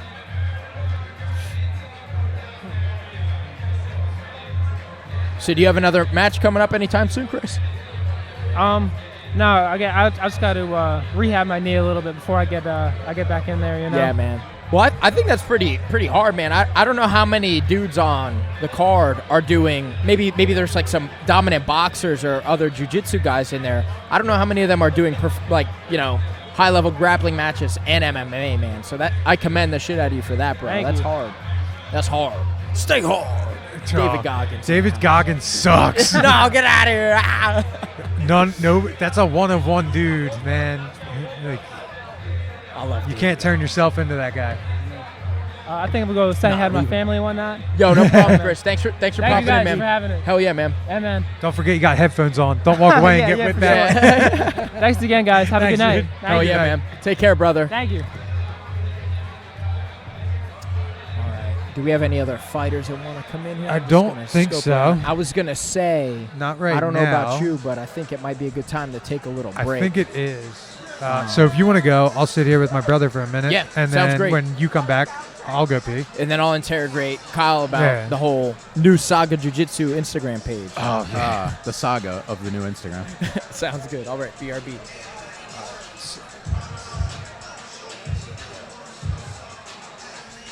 All right. It's only 8:30. This is going fast. It is fast fight card. So how are the fights going for you? They're good. Yeah. Just talking to James Booth, Team Grindhouse Jiu-Jitsu coach, a little bit over there. Talking to me. Yeah, I was just talking to James Booth, Team Grindhouse is a Jiu-Jitsu coach, talking about their successful night, a lot of it based on their grappling. Yeah, that's what Christian was just saying, that he trained a lot and he was doing privates with him. Yeah, back up. Back up out of the frame, please. This is a black ball only podcast right now. Excuse me, sir. We're gonna velvet rope you. Yeah. But yeah, no, it's it definitely shows that, you know, James and Maddie and all them down there. Jerry's put together a good crew of coaches and guys. You know, he has like a nice little group of fighters. As you can see, there's 4 of them on the card tonight, and they're all relatively the same weight. So they have built-in training partners, and they all want to see each other succeed.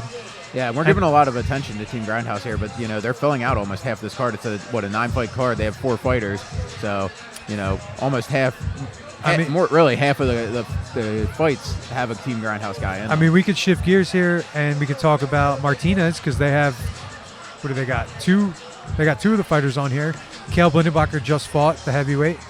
He lost the tight one, but that was a good AMI heavyweight fight. Like a very good you want to AMI. talk about Team Martinez, not only do they have fighters on this card, but they have Chris Daukaus Daukaus in the UFC tonight. So Will Martinez being here, I mean, I wonder how that's going to fare for Chris Daukaus not having his main coach with him out there. We'll see. I mean, and then he has Brandon Bohannon coming up next. And as we talked about, Brandon Bohannon. That kid's good, man. Beating Eric Naples, who was going to be part of this podcast. Eric Naples, one of the most accomplished local jiu-jitsu lighter weight guys, finishers champion, Pan Am medalist. I mean, to beat him in an MMA fight, you got to pack a lunch to be ready to fight. So it shows the preparation and the skill of all those Martinez guys out there. It's kind of an interesting thing that we've talked about a lot before. You know, I never had an MMA fight, but I've trained extensively, trained some MMA, done some striking, trained for an AMI fight that ended up not happening. And even with the jiu-jitsu level of experience that I had then, being a purple belt, you know, it doesn't add up like it would have maybe 10 years ago. Yeah. It's not the same. I mean, you got to get ready to fight if you're going to fight. You know? You can do jiu-jitsu because you love it, but if you're going to fight, you got to fight. And even being a high-level jiu-jitsu competitor, not just a hobbyist that trains in the room, it still can be so different. Exactly. It's a lot different. All right. I'm going to step out for a second. I'll leave it to you two. All right, sounds great, man. Yo, so Kyle in the hot seat with me right now. So I have had the great honor of training with these, all 3 of these bad boys right here in Saga Jiu-Jitsu. Giant shout out. We got my purple belt, Sebastian Avila, right here. Yeah, there it is. Yeah, so Sebastian in the house. You can sit down. But yeah, so Kyle, you ended up losing your Instagram account for some shenanigans. Yeah, and then we had to remake a new Saga Jiu-Jitsu Instagram. So you guys need to go subscribe. Yeah, follow us. The handle's been rotating up here. Saga Jiu-Jitsu on Instagram. So like Brad was saying, Saga Jiu-Jitsu, Hatboro, Pennsylvania. I'm the black belt co-owner, one of the main coaches there. We lost our business Instagram due to a little bit of some fuck games going on behind the scenes there. Lost my personal Facebook, and tied to that was our business Instagram. For a small business like ours, that's a big hit. You know, that's really where we draw a lot of our business, where people get exposed to us, and that really it can be a detriment to us. We're going to build that back up, and we have a big crew. And you know, I put myself out there. It's Guillotine Season on Instagram. If you guys want to check me out, I've been posting up a lot of my backlog of competitive jiu-jitsu matches on there. You know, so Brad will throw up that link for me on the stream. If you guys want to check out my stuff, check out the gym stuff, and really any exposure that we get. If you guys want to come through, train, if you're a fighter looking for somewhere to up your jiu-jitsu, I've worked with a ton of fighters in the past, worked with my brother throughout his whole AMEM pro career. If you're looking to take that jiu-jitsu to the next level, and we've seen how important that is on this card tonight. I mean, the first fight was finished with a guillotine choke, something that, you know, I like to consider myself an expert on. So important at this level where guys are really going hard for these takedowns. We saw all those lifting takedowns, and I see that, and I'm like, man, that is the perfect opening for a guillotine choke. Well, I have to say, I've been training as frequently as my schedule permits at Saga with these handsome devils. And whenever I get the call, I try to make it out there to help them get ready for competition. Competition class. Yep. So the Monday nights, they have the competition class over at Saga. And I have to say, it's probably my favorite thing. Probably my favorite room to be in on a Monday night. Yeah, the competition class Mondays at 7 at Saga is my baby, man. If you're a competitor, whether you're an MMA fighter, a jiu-jitsu guy, whatever it is, come on into that class because we really hit it like a practice. We're training like athletes. We're training to get ready for competition. Everyone's invited. Yeah, everyone's invited. Whatever gym, whatever affiliation, come through, man.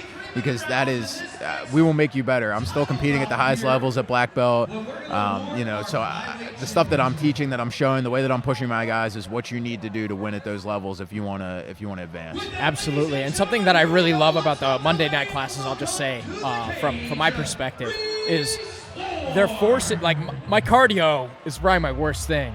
But they force you to do, all right, we're doing a wrestling round, we're doing this round, bop, bop, bop. We're doing tons of different stuff, back to back. So it's like, man, if your cardio sucks, this is gonna hurt. But it's there's no hiding in that room. Yeah, man. It's a great fucking time, man. Yeah. I won't let you sit on the wall in that class. Yeah, no doubt, man. It's the best Monday class if you're in Eastern PA, in my personal experience. I've been all over the country doing jiu-jitsu, and I think that I run it better than almost anywhere I've ever been. You actually just did a seminar or something yesterday, didn't you? This morning I was over at Real Thing Jiu-Jitsu, Lansdale, Pennsylvania. Dan Sala, black belt, good friend of mine, runs that gym. He was out visiting some family, taking care of some stuff in Pittsburgh. Taught that class for him. So if you guys are looking for somebody, guest coaching, seminars, private lessons, hit me up. Find me on Instagram. Hit me up. And I'm more than willing to do that for people, and especially the private lessons. If you guys really want some details on my game or anything in jiu-jitsu that you're trying to work on, I'm happy to do it. I can come to you. You can come to Saga, whatever. You know, I'll find a way to make you better. I'm all about trying to help people. Absolutely, man. And Kyle, I think you're like a perfect example. I love seeing this on the Instagram post where it's like, make sure you're going to a gym if you're trying to be a competitor where your coach is competing actively. Yeah. And you're like the perfect leader, like leading from the leader front of the charge. Yeah, I like to carry that flag for my guys. And as I'm getting older, you know, I just turned 30. As I'm getting older, that'll slow down eventually for me. But that experience that I'm building up at this point in my career, I think is invaluable to guys. You know, I'm not telling you to do anything I wouldn't do myself. Yeah, man. I've seen you write that in like a post before. Yeah. It's amazing, man. I personally, like with Andrew Kakko as my coach, same kind of thing. Oh, yeah. It motivates me. Me and Andrew just competed together on a team tournament, and we're doing another one at the first weekend in January together, driving down to Virginia to do a quintet style team. And to find guys like us that are still competing at the highest level is rare. You got another coach doing that too, right? Danny Yeah, Katz? yeah. Danny's talking about doing it. We got Ricky Penna. We got some other guys. Yeah, Ricky Penna's a beast, man.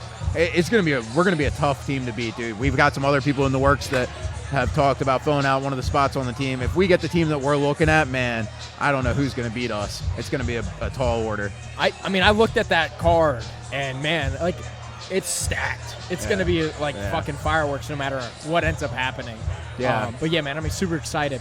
Yeah, so 2023, another big year of jiu-jitsu for me, for Andrew, for all of us SAS team guys. Hell yeah, man. What's this fight next? This next fight is Brandon Bohannon versus Reese Ward.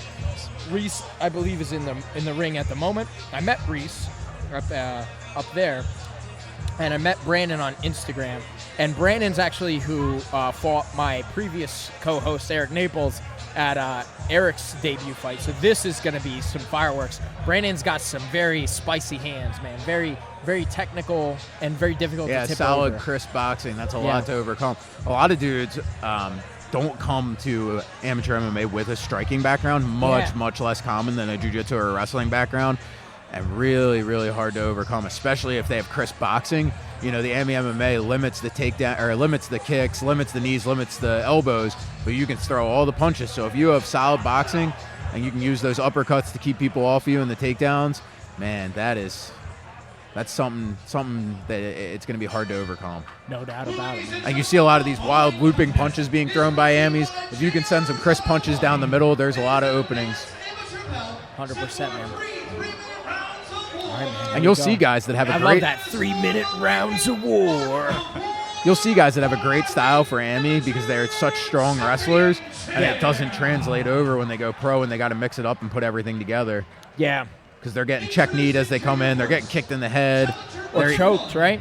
We just saw that. Right. They're eating leg kicks coming in without the shin guard. So this is an advanced rules AMA fight. So they're going to take the shin guards off for this fight. They're going to be able to strike on the ground. Still some restrictions. The rounds I think get a little bit longer in these. I think we're looking at 3-3s here rather than 3-2s. Yeah, exactly. 3-minute rounds. That's correct. Yeah. So Alex would be able to speak a little bit better about the differences. During his AMI career, these advanced AMI fights didn't exist. This is a slightly newer, newer addition to the Pennsylvania I'll have to ask him about it once he gets back. Yeah, he can give you a better assessment of that. But so yeah, Brandon Bohannon is a Martinez BJJ guy. Yeah, Team Martinez, just like we were talking about, super solid team, producing great amateurs, great pros, all the way up to top 10 ranked UFC heavyweights, the Dawkins brothers. We were just there about a month ago, right? No, I've never been there. No, Martinez. Okay. No, never been in their room. But great room, a lot of good guys. Trained with a couple of their black belts throughout the years. I actually got to train there after the last Art of War. I visited them because I was talking to Will and a couple other guys who, I think 90% of their guys won on the card. Or maybe one guy lost anyway. Whatever. I went in their room and I was telling Alex, man, the style of jiu-jitsu in there was like, maybe I'm moving around and I was doing some stuff, but I got put in positions by most of their guys where, like, if striking was legal, I would have been fucked. Like, it was like, dude, if you were allowed to hit me in the face right here, I'd be in trouble. But then I got my leg lock game. All right, we got Alex coming back into the hot seat, I believe. Sebastian, thanks for hanging out and drinking all my beers. All right, we got Brandon and Reese going at it. We got a nice technical kind of pitter-patter. We're kind of feeling each other out. Big and then punches. Reese goes with a nice charge. And then we got... I got it. All right, Alex back in the building. So, Alex, we're obviously in the midst of this match, but I wanted to ask you, because I was asking Kyle what the difference between amateur, advanced amateur in PA and pro is. Because they don't have the shin guards. They don't have the shin guards on, and they can ground and pound now. So when it gets to the ground, we'll see some strikes to the face here. So if you have crucifix, you can do hands to the head too? You can do hands. You cannot do elbows. Okay. Good stuff. So still no knees to the face, no head kicks, right? Yes. Still no knees to the face, still no head kicks. And longer rounds, 3-3s? 3-3s. Good cage work there. Those extra 3 minutes might not seem like a ton, but you're making the match 1.5 times longer than your other AMI fights, which 3 minutes is big. not 3 minutes is not a insignificant amount of time. Yeah. But and here we go, right to the back.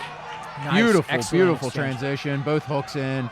Needs to collect up a seatbelt or something to keep himself back. There we go. There, And right away there we using go. that ground and pound to roll him. That double unders rear waist lock, big thing in jiu-jitsu right now to keep yourself attached to there. Everybody always wants to go to the seatbelt, but...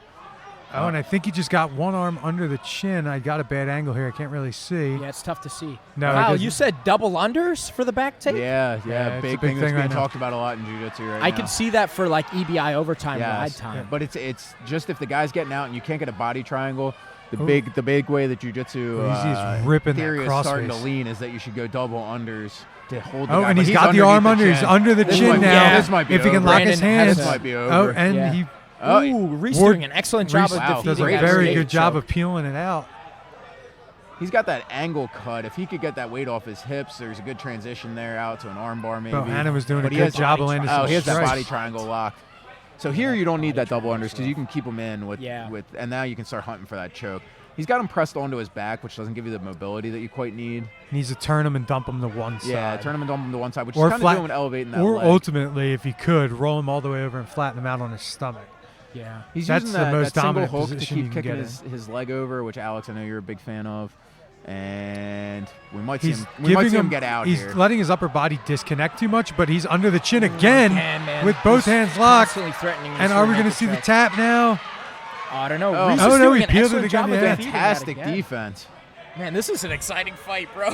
So one thing that a lot of people don't understand is a great first round from Bohannon. wow. Wonderful first round from Bohannon. Bohannon completely in control that whole time, but really, really strong Amazing defense. yeah. Well, you know what was crazy? Like, we were just talking about how Brandon's a striker, right? But we just saw an excellent display of jiu-jitsu I out think of he's him. a pretty well-rounded guy. Like, Yeah. we saw a takedown off the cage, immediately hunted the back, immediately was using his strikes, which are now available to him in advanced amateur, to set up chokes, and he was hunting that sub the whole entire time. Yeah, excellent. And Excellent display. never giving Reese Ward the opportunity to spin and really counter and escape. So, very good first round from Brandon Bohannon there. Absolutely, man. And you got to think he's getting some good coaching in that corner from Juan Martinez right Yeah, now. No doubt. Do we know where his opponent's out of? I believe. I didn't get to hear it, unfortunately. All right, here we go, round two. It was interesting, too, because Reese charged in the beginning of the first round, had very nice approach. But Brandon Both cleaned guys it up looking in the nice and end. composed. Yeah, you're seeing the level go up as we see these advanced hammies, hands up, better Bohannon's stances, a mixing it lefty, up too. a little bit. The southpaw. Do you ever do like an ambidextrous setup, Alex, or are you pretty stiff and you like stay on one side? I'm pretty bad from my normal stance, so switching stances sucks. Now sometimes I'll do it, but Yeah. it's more of a comfort thing, a mobility thing. So Yeah. Have you ever done any striking before, Brad? Yeah, I've been doing a little bit in the room, actually. And one thing I noticed is I like to punch a certain orthodox way, but my wrestling is the opposite way. Yes. So actually, I have the same problem. We yeah. all. So Anybody- I could actually did you, do some did you wrestle, ambidextrous Brad? kind of shit. Did you wrestle? I wrestled like 1 year in intermediary school. Yeah, it's intermediary school. What the fuck? Where are you from? You Like Canadian? middle school. Yeah, bro. Oh, Grade I 8, brother. wrestled in grade 8. Yeah, dude. But switching it up, if you wrestled, like it's the stance is the exact opposite for boxing. Yeah. So it's like almost Nice like if you're spin from starting, from you, Ward you there. kind of could start at southpaw. I See, feel like let's see lately if I've been Bohan can practicing stop the jabbing with takedown. both. I can't cross well on my non-dominant Yeah, I side. still hit mitts a couple times a week, and I think I could, if I tried to hit southpaw, I'd get all messed up. Yeah. It's fun. I've been It is. playing around with it. It though. is fun, and it's a great workout. We Yeah. got a non-ironic "Let's Go Brandon" chant going. Yikes. Oh, you're an asshole. Oh, shit. That's great. Oh, well, unfortunately, they're hiding behind one of the posts, so we don't Yeah. even get to see the cage So I wrestling that's think- going on right now. I think Reese has Bohannon pinned against the cage now. Yeah, so now he's in that rear body lock Oh, position. gets the Kinda takedown, but Bohannon immediately women's MMA reverses, style headlock there. That was a nice knee drops from to a Reese. single. Oh, nice. excellent, Just drops excellent. low and shucks it up, dumps him to his hip. Great pass right away. Really shouldn't hang on to this guillotine there. It's not going to do much for him. No. He's pressed up against the cage. No mobility to get the guard back. Bohannon immediately starting to pepper with strikes and back on the back. Let's see if he can hunt. One hook in. He's hunting for that Good second decision hook. making to always go to that back there and Yeah, not just load he's up getting on a the little punch. high here. Oh, Oh, if he's he going- Shulo stretches what him. a technical display of jiu-jitsu, man. Ooh. Ward coming up with Took a a little flurry bit of right punishment away. for it, yeah. This is a great match, man. Yeah, both these kids are well prepared, ready Almost to fight. kicked the Long ref. shot, but in on the leg. Let's see if he can dump it to the hip. Now Bohannon hooks that leg, close and, side cradle. and he gets the takedown off his own sprawl. So That was an immediately- excellent penetration step. that- Just it missed was the good, takedown. but shooting from long out in MMA is a tough ass. yeah. Yeah. Yeah, unless you're Sean Shirk, I don't think that's working out well for you. Gregor Gillespie. Wow. Oh man, You're the okay. level of wrestler that Gregor Gillespie is. I think you could do a lot of stuff that other people can't. What are you thinking right now, Alex? As far as who's winning here, it's pretty Bohannon. close. Bohannon You think too, Bohannon? yeah. No, it's Bohannon solidly. Yeah. Yeah, 10-9 both. That first round, really, like if you want to, you could even argue a 10-8 because he was on his back the whole time, but he didn't do enough damage to justify it. But 10-9 Bohannon both times. Yeah. Do you think like back control in general is just like a very dominant? There's no way to Like look good with characteristic? somebody on your back. When you're on somebody's back, you're 100% offense, and all the person whose back is taken is 100% defense. Fair enough. And that's the same as true in jiu-jitsu. That's the highest scoring point position in jiu-jitsu. If you're in a sub only and the person has your back, you're losing that match. It's the worst place to be in EBIOT. Some would argue, but I agree with you. Yeah, I don't want to be the defender with somebody on my back. You know, Fans, let's hear you make some noise. This is your third and final round. All right, so start around 3. Bam, this is it, man. Chug this Fireworks. beer and throw in a chew, and it's going to be great. Got another advanced AMI fight out of this. John Garbarino and David Burke. Yeah, no doubt, man. Well, all these next 4 matches are going to be insane, I think. Yeah, I think, Ward coming out hot for this third We'll round. get to Man, see he starts Oh, great man. on the feet. Flush cross. I think that left caught him a Take little the bit. back. Man, Bohannon with the, what do you call it? Instantly putting up that knee shield and with the whizzer. Oh, nice. It's a risky move sometimes. The whizzer right here is risky? No. The knee the shield, knee so shield you're because only on one you're foot. balancing on one leg. Yeah. But he's using that whizzer to constantly pull Ward up. So it's preventing Ward from dropping down and grabbing that leg. Yeah. Nice, man. Man, I'm glad you're here to analyze that so technically. The most technical analysis I've ever heard from Alex. Don't ask me to explain anything in jiu-jitsu. Yeah. Nice. Okay, Nice- we've got a nice reversal cage from spin. Bohannon. Nice. Instantly now- drops down, but again, Ward using that. Okay, now we're split back up. I like Nice, that man. Ward's throwing off these clinch breaks every time, and he's not throwing one punch. He's throwing a couple. He's Little throwing combo, 3 4s, yeah. Ooh, and A great naked catch. kick. Oh, Ooh. ill-advised. Oh. Oh, my God. I love Never it. mind. Somehow he saved I that at spoke the way end too there. soon saying that was ill-advised. That hurt my knee looking at it, though. Yeah, it sure did. Real dude. They Ward got just those a young very- man knees. Yeah, young man knees for sure. I'll bet these guys are in their young 20s for sure. Yeah. Both studs, man. A couple of bitter 30-year-olds sitting there. Yeah, well, as you get old, that's Jeez, the mate. advantage. You get to, you get to be bitter and you get to be Is that strong. your dip spit bottle? No, Oh. this is just an empty because I've been Oh, I drinking need my that. beer at a leisurely pace. All right, we got Oh, Hunter taking Kimura off the Kimura. bottom. Kimura. Gives it up, right to switches the to guillotine. the On the Kimura. That's a very Great Kyle transit. Myers. That is a Kyle Myers sequence right out of the rule book. Right? Kimura straight to the guillotine. Yeah, a favorite Bohannon of mine. Doing Using pretty that frame off the impressive hip. stuff. Ward doing a good Bohannon, job Ward's on stacking top. here to get his hips. Who gets the points here? Who do you think's doing a more dominant job? Always go with the guy on top. On top, right? Yeah, always go MMA with will the guy on top. never favor the guy on bottom. Even if you're Even though throwing we it, just got 2 sub attempts. Nah. doesn't matter. Jiu-jitsu guys will lament that forever, but the guy on top is always winning. Yep. Yeah. Ooh, Oh, nice great butterfly sweep from sweep Bohannon. there. Love it. It's right out of the Alex Myers handbook. This guy should come train with us. Luckily, he cannot get push kicked in the face here. He cannot get up kicked. So, Oh, okay. so he's a little safe here, staying that high without controlling the shins to try and get past the legs. And he did a good job collapsing him down and right on the back again. Oh, I thought he was Man. going for a crucifix kind of configuration. No, good hand him idea on to the keep back? throwing. He hasn't had. Yeah. He's had good Oh my success on the God. back, but Good knee. The knee to No, the back interesting. of his That leg. weird like. He went for like a modified valley drop. God. Bohannon really Oh, wants geez. Charles man. Oliveira style. Just spider monkeyed him last there. 10 seconds just hunting for as much dominance He wants- as he you can. He know, wants he- that Suave. He wants to finish, and it was a good performance. Great battle from From both Reese of the guys. Ward. Yeah, man. But again, another wonderful performance from Brandon Bohannon here. And Yeah. he was, I mean, That was an excellent display, man. great grappling from the Martinez train. I think this Reese Bohannon guy's from one of the gyms that you competed against because I've seen this guy. Yes. Matt Pack or something. Yeah, definitely an awesome match, though, from these guys. And Will's in the ring with that, with Mr. Bohannon, gave him the water bottle.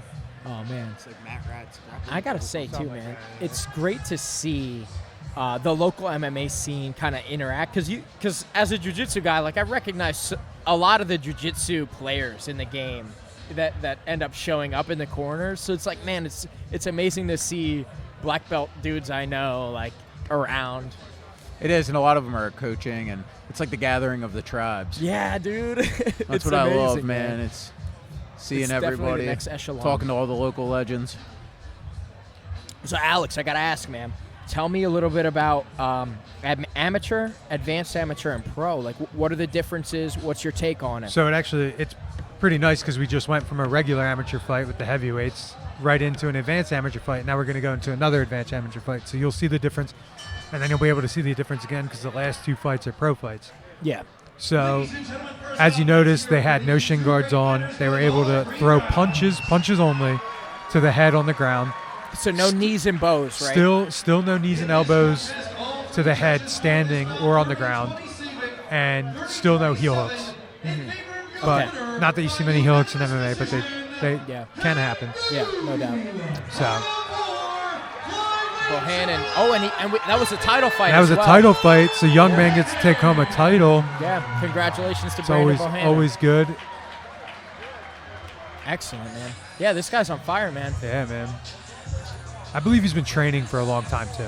Yeah. I believe he's been with Will from like the kids program all the way through. Oh wow. Dude. So It's a lifer, I could be wrong. like Don't Andrew. quote me on that, but I believe he's been around training hard for a minute. No doubt. What's up?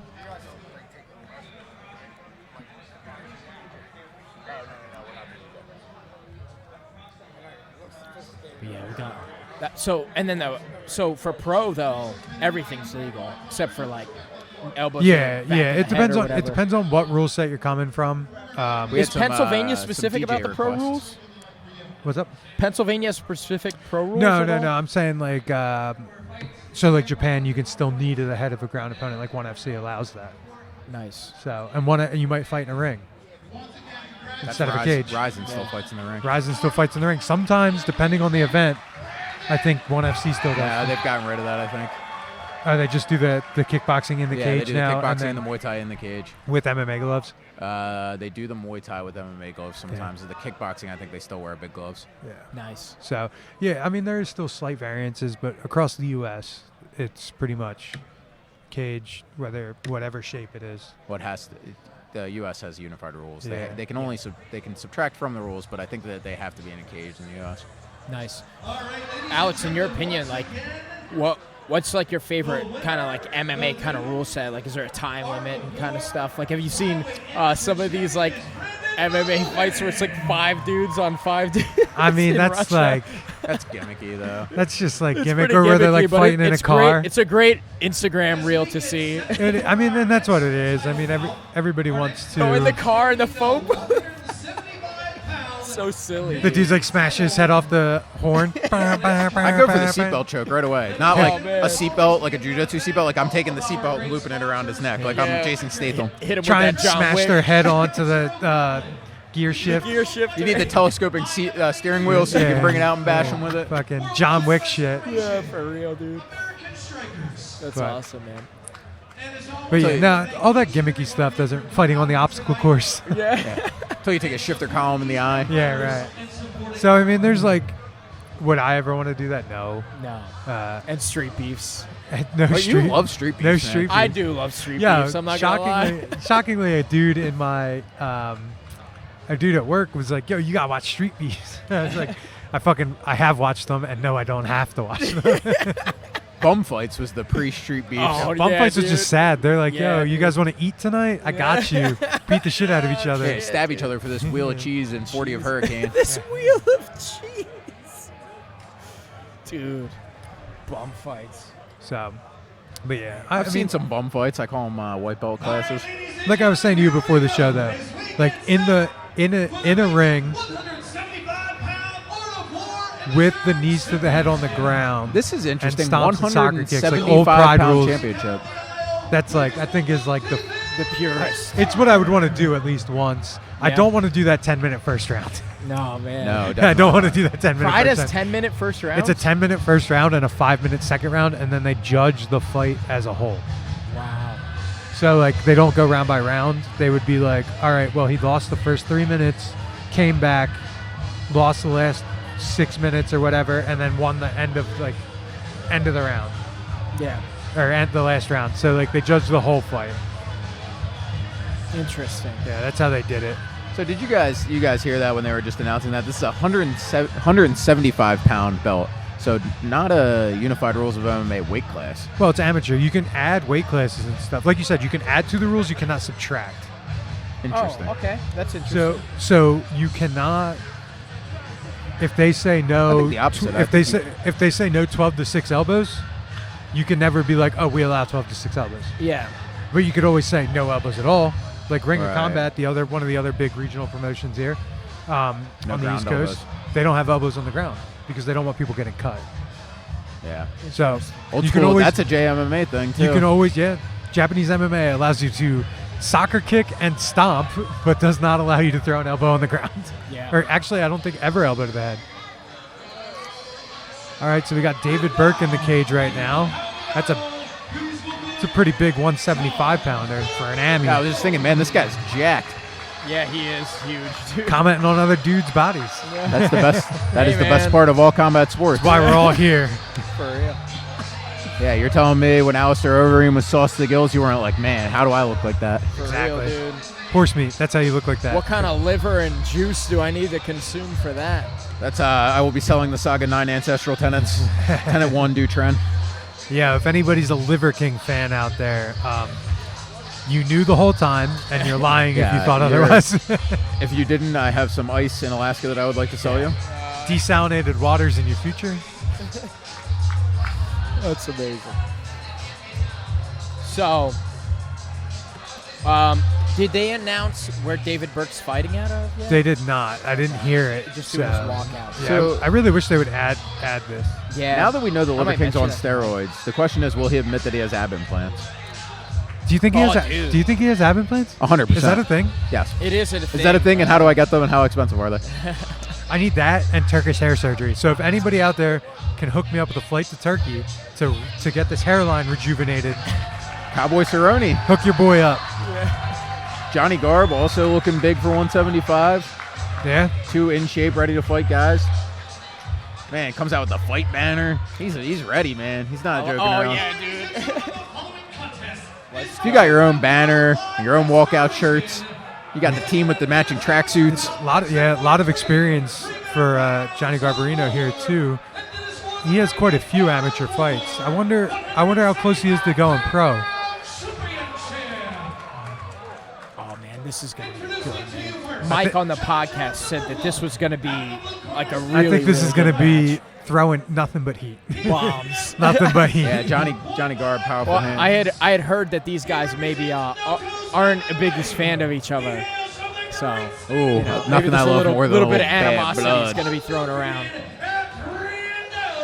You got to knock him out, pointed at his girlfriend in the crowd. Oh man. The big baby. I don't want to be known as the big baby. Hell yeah. It's 3-0 out of New Hampshire. Coming in with a lot of heat, man. This is a pro Johnny Garbarino crowd. Yeah, Garb sells a ton of tickets every time. 100%. The legend Zhu Anyanwu walking by. Yeah, I wonder if we could. Absolutely. I wonder if we could get Zoo in here. Yeah, man. I think you should slide in. Yeah, here and get the let him commentary take on your the Johnny seat, Kyle. Garb fight, man. Zoo, come on, Take commentate this one. my seat. Commentate this one. Oh, we got him. We My got him. man, hook, line, and sinker. You want another Corona, brother? Let's do this. Here, just talk like, be like Right here? a Okay. little closer. All right. There you These go. guys gotta get out of my way, though. Who are these people right here? Look here. Oh, okay. I see. So we got it on the screen here. Okay, gotcha. Is that correct? Oh, it's cracked. It's good. Yeah, so just lean into the mic a little bit, and then we Okay, can I hear gotcha, you. I There we gotcha. go. You can move it too if you want closer to you. Okay. Yeah, okay. yank on that joint Okay, a little okay, bit. okay. So we got the screen here. This is gonna be a good fight. Yeah, I heard about guy Bark and Burke, whatever, and Yeah. 3-0, 4-0, all TKOs, KOs. Oh, so he's a finisher. Yeah, too. so this guy's a striker. This guy's not gonna try to take Garb down. Yeah, Garbarino in the blue, and we have David Yeah. Burke in the red and black. Yeah, so this will be a bang out fight right here because Garb fights. I give him that. He gets hard fights. Yeah. I mean, he wants to swing. He wants to get in there, prove himself. I think he's respecting his power a little bit. He's not stepping forward. Zoo, remind me what your Instagram is, brother. Oh, Zulu Nation 215, baby. No spaces. No spaces. So pressing right to the Just cage like that? away. Yeah. My man. Oh, is So they're going with the cage work right away rather than staying in the open. Now, do you think that's a choice? They're kind of respecting each other a little bit? Yeah. I think so, Oh, man. I Nothing think too dynamic so Garb far, been right? in some BJJ competitions. He's been using his BJJ a lot. Yeah, trying to get that groundwork So. Yeah. Working with Ricardo. Oh, is that who he's here cornering tonight? I Yeah, did see him Ricardo walking Michael around, Reeves, yeah. yeah, South Philly. So Burke keeps going for this step over hip toss. Garb doing a good job of countering. This is it. advanced Amy, right? Yeah. Yes. Okay. 3-minute rounds, I guess. Yep. Three threes. minute rounds. Okay, now Garb is pressing. He's pressing. Hey, he's got Burke felt his strength a little bit. Garb keeping that lead hand low.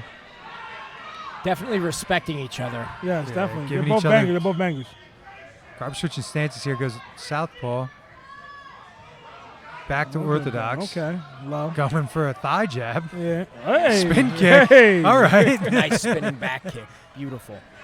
I love when people do that shit. Hey, man, just break it out. Yeah. You can I wonder tell if think he was trying to set it up a little bit with that thigh punch, Maybe. I think it was, yeah.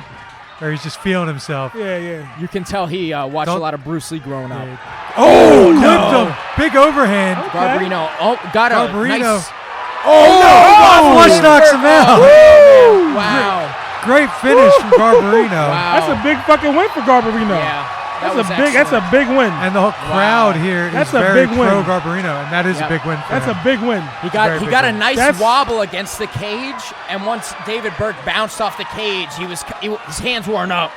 And he That's took a big few win. off. That's a big win. Dropped a nuke on him there. Yeah, man. He took a few bombs, dude, So before he might ended go up on the ground. He might go pro after this. I was would saying say. that before. I said I would say Garbarino he has needs quite to. a few. He needs to. Yeah. He needs to. Even if you lose some advanced Amy, it's still experience. Yeah, it doesn't Yeah. matter. Doesn't matter. And he's in the fights. So And it was a really technical exchange on this the is a good feet guy. before This they guy's ended on up the there. brink. He was on the 3-0 He was 3-0 on the with brink a bunch of going pro. finishes. Yeah. Yeah. It's not like he was a That's a good fucking win. good win. Yeah, definitely was. man. Garbarino definitely looks a lot more polished than the last time I seen him fight. Yeah. Granted, that Footwork. hasn't been for a little bit, but You know what? He works. He travels and he works. He wants it for the long run. I think he works a lot. Yeah, that was awesome, man. That was fight. good. This is at 170, 175. 175. Right. Okay. So I wonder if with the pro, I think he'll be a 55er eventually. you think has- 55. He's not yeah. very tall. That is true. But he's got a little body. The Leave that 70 out here. pounders I seen are fucking huge. Yeah. I mean, but he's a little bodied up to go 55, don't you think? You know, cut the weights. you know? Yeah. Yeah, I think so. For those that don't know, I just want to let you guys know we got Zoo in the house, who is actually Alex's striking coach, and I met him Well, at the Pete's the last. striking coach. Yeah. I'm the advisor. Zoo's I don't want my Pete to mental coach. I don't want the mental. I don't want Pete to be, texting me like you're a striking coach. That's what Pete will do. He'll text. He will. No Yeah, doubt. okay. He will, right? Yeah, I'm not lying. Yeah, man. He stepped on the mats today and he was throwing heaters. Oh, Peach. oh, was he? Yeah, Oh. he was doing clinch work, man. Oh, he felt dropping good. He some, felt good. dropping some bombs Yeah. onto my gut with the knees. Oh, Oh, yeah. man. May have accidentally punched him in the face with no gloves on Mm-hmm. twice. Get some ham, Accidentally. get some ham hocks, man. Allegedly. That's awesome. So Zoo, where do you train out of and stuff? Where can people locate you if they're interested in getting involved? You can catch me anywhere. You can catch me at Beacon, Grindhouse, Saga. I just, right now I'm injured right now, so I'm not training at all. How's that coming along? I had thigh surgery and I tore my thigh, coaching football. coach football too. Yeah, coaching My football in goodness. September. So I had surgery in September, and I have a long road. So Zoo's a man of the youth. He's helping out the local youth yeah, through local MMA youth. and football. yeah, and I'm blessed, man. Trying to give back a little bit. Well, you coach a few, you know what I mean? That's it. Who's next up? Next up, we got Eddie Alvarez coming out. Eddie Alvarez. Who's it with? Justin Burke? I call him 10K Justin Burke. Oh, yeah. Yeah, he's like, all right, reach 10K followers, Versus Nayez Ahmed. So This is like a rematch or something, or? I don't know. Who they fighting? It's a 130-pound catchweight fight. So I'll say the guys that I've been speaking with about this card have told me really good things about Eddie Alvarez, and he was kind enough. He's to been in the game for a respond to while. me he's been on around a Instagram. minute, right? I heard he's older than what he looks or something, Yeah, or something, but he's been in the game for a while. yeah, that's what I heard, man. He's He's active. definitely been around. So that's actually a pro fight. Yes. Yes. So we're coming up on the last two fights of the card now, and both these fights will be pro fights. Oh, for a title. It's for a title. Okay. Yeah. A little 170-pound title. Well, this is their guy. Yeah. Yeah. Homegrown. I mean, I think he's Yeah. only ever fought here, right? Yeah. That's it. Good for him. Oh, I think Burke is still down. Yeah, They got paramedics in there. Man. That was a big win. It was for a good Garmin. knockout, That was too. good Good knockout. knockout. Good win. He wobbled him. I don't know if you guys saw. He wobbled him earlier, and then when he ended up on the cage, His hands were down. He had no defense. He Yeah. looked patient because this guy comes in to knock people out too. So. And I think the other guy respected Garb a little too much because he came after Garmin. he came after him, but he pressed him right think on the after cage and clinched him. Yeah, he did a little bit. Yeah, and then he came, and then he felt kind of Garb's strength a little bit, and he was backing up. They were feeling each other out. There was a nice exchange. But in after the beginning, for clinch, sure. Garb's footwork was still active. He was still Garb shifting knew. and moving. He smelled. He's like, I'm smelled it. going. He's I'm gonna fuck him going. up. He felt his strength and was like, okay, I got this guy. Yeah. I mean, Because good. after you feel somebody's clinch a little bit, you're like, oh, this guy's kind of strong. That's how you feel. You know what? That's actually a good testament to Garb maturing in the game a little bit. You know, he felt it out, didn't rush in right away, let it come to him, and then didn't force the finish there. So patient. I mean, that's definitely one he should hang his hat on. And be proud of himself tonight. Definitely got back on the horse, man. When you after a loss, you get back on the horse and you win like that. Oh, did he lose last fight? I think he lost his last fight. So I think he was getting taken down or something like that. Yeah, some grappling issues. Yeah. So you lose your last fight and come back like that. He's got Philly legend Ricardo out there. So Ricardo, man, he's a tough. I told you, he's the toughest guy in South Philly. I'm telling you. And he has who's that? Andy? Is that Andy? Yeah. That's what it looks like. Yeah. You can tell by the neck, the posture. Can't tell by all the tattoos. Oh, no. So that too.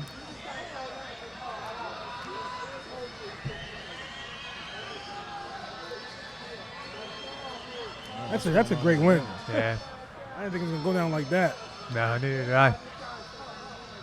Oh man, he's getting the celebration in with the family and everything. Yeah, man. Yeah, that's their guy. That'd be great if he just turned and he's like, "Yeah, take a picture of me and my kids and my girl with the dude I knocked out with the paramedics right behind me." That's their guy. Listen. That's going on the mantle. Let me tell you something. Garb can take pictures for 15 minutes. It's okay. You guys in the back wait. That's their guy. That's how I tell man, you. when you sell out the arena, you get a little bit more time to do what you need to do. The guys are like, "Am I up yet?" Nah. Them take pictures. There's mom out there. Yeah. Hey, man. That's awesome, man. Well, congrats to the man. What a great exchange. I think we're seeing a lot more technical stuff, like as you would expect to see as we're climbing through things. Zoo, I'm curious, man, was there any kind of striking stuff that popped out to you so far in the night that you were like, man, that was excellent? From the whole night? From the whole night.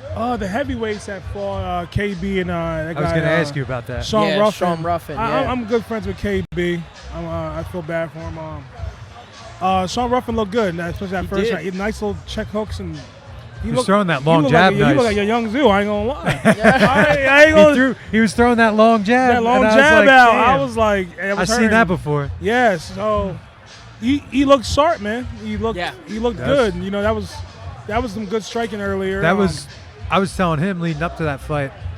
Both them guys come from good teams too, so they were prepared to fight, and you could see it in how they were fighting. Yeah.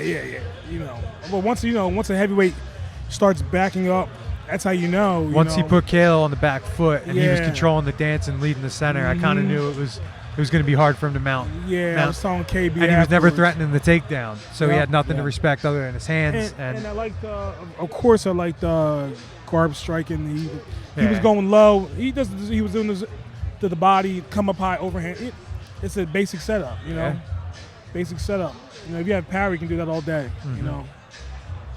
That's we got some good fighters tonight, man. Yeah, I'm actually surprised about the. Sounds like I'm kind of shitting on it. I'm not, but usually when you come to a bunch of amateur fights, you don't see a lot of the best fights. But I think tonight we've seen a ton of good jiu-jitsu. Yeah, we've seen absolutely solid striking. I mean, the guys are definitely learning, but solid striking coming up, and that's all I got to say. Good tactics too. From that Brandon Bohannon fight, we saw that he was hunting that back hard. So yeah. There's some good guys. There's some good fighters coming up. Some good potential. Yeah, I like it. The area looks primed, man, promising. for a lot of guys to really take the next step. Promising here.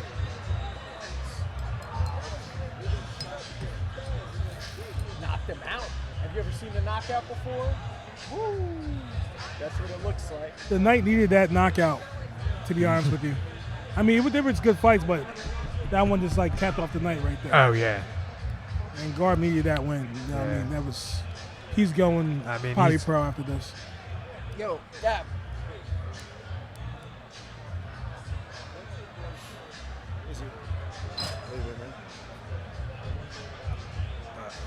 So we got 2 more fights, both pros, as we've said many times. That's my kid. What? Yeah. Yeah, it is. That kid's way too old to be your kid. Bro, are you serious with it? Yeah. It's not Grant's kid. I don't know. You could have been a player back in the day. Who else would it be? I mean, your brother? Go ask him who his dad is. Could be your brother. Yeah, it's my brother. Oh, it's your brother. Okay. No, it's not.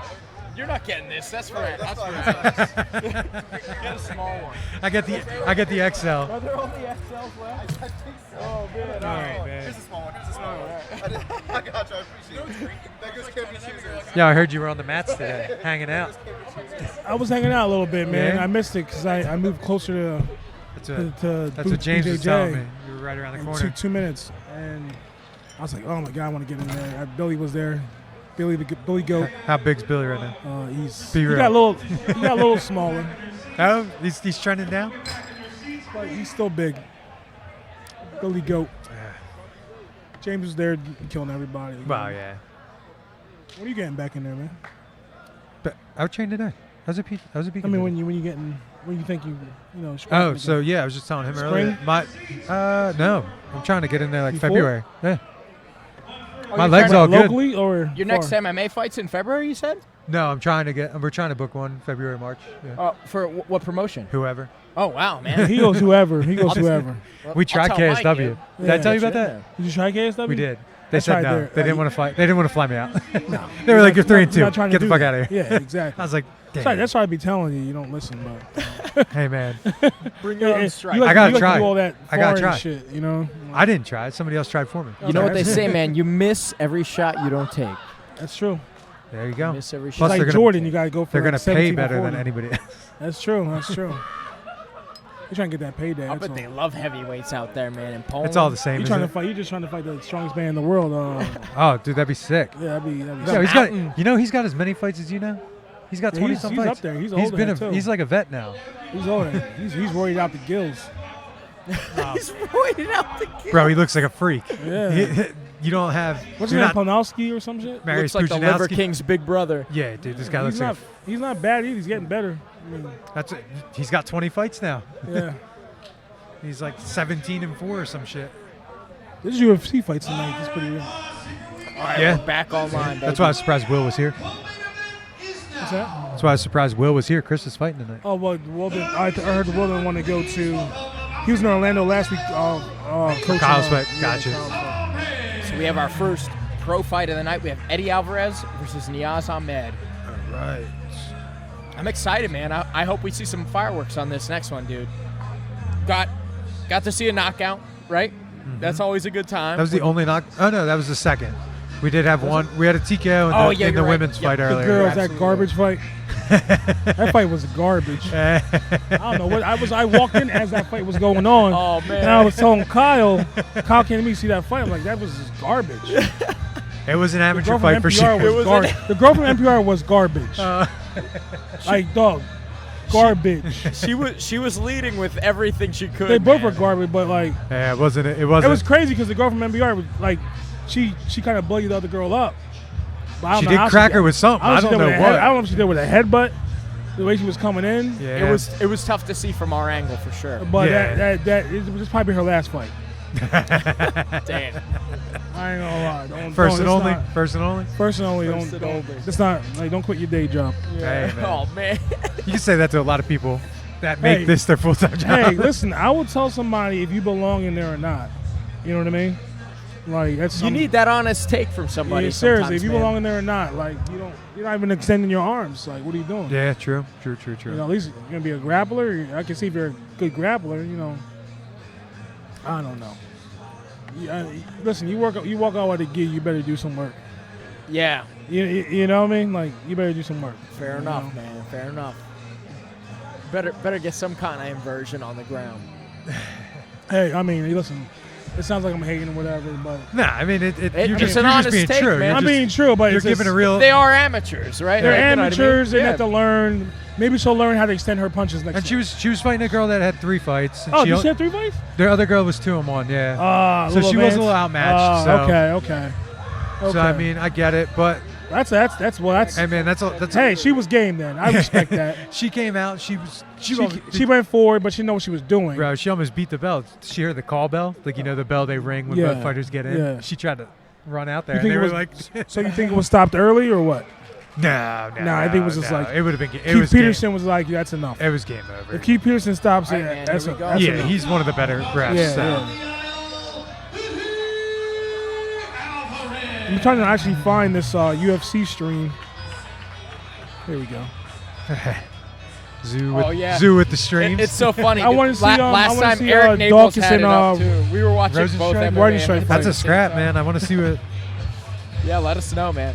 Yeah, Yo, I'm Zoo, about if to you put it want to on. take those stickers there, I got you. You can have those. Oh, you got me some stickers? Yeah, man, hook it up. Where am I put this at? My computer or something? Yeah, put them somewhere, Put them man. wherever you want. Here, you got another one. You're, right you're here. legit, man, over here, man. Let's Yeah, see. I try to stay as What's this, a legit goat? as I Oh, can. boat. Okay. Yeah, The boat. That's a Yeah, goat. man, I I'm was like, not the okay. goat. It's the boat. It's the Blake Bortles podcast. the Bard the of bro all of all Who's time. this right now? So this is, what'd you say? Blake Bortles, the bro of all time. The boat. Oh, wow. Oh, wow. Bard of all trades. Bard of all trades. So this is the Panamaniac, right? Yeah. That's what he calls. That's his nickname. That's what he goes by, the Panamaniac. That's amazing. Panamaniac. I'm gonna say he's Panamanian. I'm gonna go ahead and co-sign you on that assumption. You guys are wild as hell, man. Hey, man. We're just having a good time over I here. didn't know it was Yeah, going to be man. like this. I didn't know he was going to have like a... You thought it was gonna be real serious? Yeah. No. Nah, man, we try to no. keep it loose over You here. watching World Cup over there? That Nah, boring this ass game? Nah, listen. I'm looking for the pay-per-views. I'm looking for the UFC one. What do you on SportsSurge.net? No, I have a stream that I pay for monthly. Okay. Oh, he's got like a provider over They here. provide Yeah. a Zoo's legit with a it. VPN, as they call Ah. it. Oh, very Getting good. that, Are you getting that running Skynet. Hold on, here we go. VPN? That's the one I use. So I'm trying to look for the UFC. Don't use Nord. fights. Don't use ExpressVPN either. It's too expensive. But is it worth it? If Is it you legit? use it for Legit. the few things it does that others don't, yes. This is real legit. So I'm trying to. NordVPN is a ripoff, though. Don't do that. Don't buy any VPN that's in America. They keep logs. That doesn't even make sense. Why would I do that? Oh, all right, Oh, Zoo. yeah, we got yeah. somebody coming Yeah, in. we got one got of the a fighter fighters right coming here. in. Yeah, come through, brother. Oh, hold on. 1 second. I bet $30 against, no, $25 against this guy. This is a little backstory. Listen. Curtis hit me up. He's like, yo, I talked to my boy Sean, blah, blah, blah. He's like, easy money, blah, blah, blah. I was like, okay, I got KB because I know KB. I know him. I seen Sean fight. I was like, he's good. He's good. I was actually impressed tonight. I was like, whoa. You know what I mean? He's good, nice hook. So KB, I give him, $25, or he should split it with you actually, whatever. But good job, man. Yeah, we're good. Coming up. All right. Thanks a lot, Zoo. All right, we got Sean Ruffin coming through. Go ahead, have a seat, brother. Here's some stickers as well. Can I get you a beverage? No, I'm good. Thank You're you. good? You All want right, water? man. Nothing? I'm just Sean, happy to be here. do I got your name right over here? Sean Ruffin, yes, sir. Yeah, all right, my man. Good stuff. Yo, excellent battle. We were actually talking about your fight a lot. You were doing such an excellent job of approaching and keeping him backing up. But let's watch this fight, man. Co-commentate. What's good with it? Do you know either of these guys, Sean? Yeah, I've trained with Eddie. Not trained with him, but he's came to the gym a couple times. There And you go. he's a tough fucking fight, and he's a warrior at Yeah, heart. he's been around for a minute. Yes. Yeah, man. A lot of people saying really good things about him tonight. This whole week on Instagram, people have been telling me. They're like, this is going to be a fireworks card. It man. is. This been a good card so far. Like, a lot of good finishes. And Yeah. Moving, A lot of good moving decisions. good too. Yeah, man. Cruising through Absolutely, the man. night. We were surprised we didn't see a knockout with the heavyweights. Usually see Oh, that. big Ooh, explosive excellent takedown there. oh, right back up. See, that's good. Oh, Oh, we get like a ball shot. What I think happened he there? Hoofed him right in the schneeve right there. Oh. funny. My second fight, I caught my second fight, I actually caught one, like a really good one. Like you even heard it in the crowd. Like a nut popper. Ooh, that fucking sucks. Yeah, that's definitely. It's a rough go, it's man. Always rough. My very first amateur fight, the very first kick the guy threw was an inside leg kick. Rode up, hit me right in the nuts. And people be like, "Oh, you have a couple one." No, that means shit. That shit sucks. It does for sure, man. Just leaves you a nice ring of bruise right around your dick. Exactly. Especially when like it gets caught in between the cup and outside the cup. Oh, that's one of the worst. Pinch. All right, so let's take this time, man. Let's congratulate you on your win Thank you, I tonight, man. appreciate That it. fucking jab was something else. That was impressive, man. Like I train with some of the best guys in the city and some of the best guys in the sport. So I just like take my time to give them their flowers and to just make sure I can do the best that I can to represent my gym and my team as much as possible. Well, I think you did a very good job of that tonight, man. Thank you, I Absolutely, appreciate Sean. it. Just to recap, bro, where do you fight out of? I fight out of Marquez MMA and Daniel Gracie team. Oh, nice. Daniel Gracie out of Philly, man. Great squad. I have a couple friends over there. Great gym for sure. And That's awesome. I've been there for going on 4 years now, and John Marquez is one hard son of a gun, and he just wants he wants the best for all his fighters. Absolutely, man. Well, Sean, tell me a little bit, man. What did you do to prepare in your camp for this fight, man? Because you came in very confidently, and we even when there was kind of like some approach and like, you know, you had some punch back from your opponent there, you were able to stay very dominant and kind of, you know, reflect back and stay counterintuitive to everything. Look, one thing about Kale, he has a brick of a head on him, and he punches like a truck. And yeah, I just want to give him his appreciation now too. Absolutely. Like he got in there, like a lot of people can't do this, and for him to even get in there at the amateur level, it's still hard. Absolutely. So for me, training is always the same. Like again, I train at least like twice a day, maybe. On top of that, it was just like just coming in here and being a dog. Because like when you look at people in the UFC, like a lot of guys aren't really good. When you look at other like promotions, they're not good. They're just going to outwork you, and that's something that we work on every day in the gym. Is just making sure you outwork the next person. Like I'm never going to let anybody in this sport, in this division or the next division outwork me. And if you did, look, you're a good fighter, but I'm going to let you know you were in a fight. Win, lose, or draw, I'm going to let you know you were in a fight. It's a good attitude to have, man. Hell yeah, man. I had Alex on my podcast, and he said a lot of similar things. He's like, man, you're going to miss some birthday parties and shit, brother. You miss a lot. Like, trust me, you miss a lot. I've missed functions. I've missed cookouts. Like, it's a lot. And, you know, we come in here and we don't look for that it's the word I'm looking for. I'm just can't figure it right now. But we don't look for the validation of, oh, well, you know, you missed this or you missed the birthday. Like, I've missed plenty of birthday parties doing this. Plenty of events doing this, but it's like, this is what I love doing. I get in here and again, I just come here and put on a show for everybody and just have fun. Absolutely. Like if you're not having fun, don't do this because you're doing it for the wrong reasons. I don't do this for the crowd. I don't do this for like, you know, my family or nothing like that. I do this because I love what I do and I just want to come in here and have fun. Yeah. Looking out for number one. Yes. I like that, man. That's awesome, Sean. It might sound selfish, but look. Hey, man. Hey, this is a selfish game. It really is. At the end of the day, right, it's you out there testing your limits, you know. Everyone else is just supporting. All right. So it looks like we got this Alvarez is back back up now. All right. Ooh, man, nice fireworks right out the gate. They are pissed at each other, man. Okay, keep going. Head kick. Threw himself off balance. Like right here is the time to take a deep breath and just focus on what you want to do from right here. Reset, game plan, start setting up your work. Because one thing about fighting, every fight starts on the feet. Yep, absolutely, man.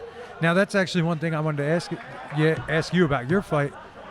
Once you had him backing up and you were kind of controlling the dance because you were doing a very good job at holding center and making sure that you had control of him and his back was constantly on the cage and you knew the threat of a takedown wasn't there. He never even – last round he did. No, I knew – that was a good version, yeah. I knew he comes from a gym that I used to train at a long time ago. Oh, wow. Yeah, I used to train at Martinez when I first started doing this. Right. But, you know, all good things to say about them. Yeah, absolutely. But it's just I know, like, their background. I know where they come from. They're a tough team.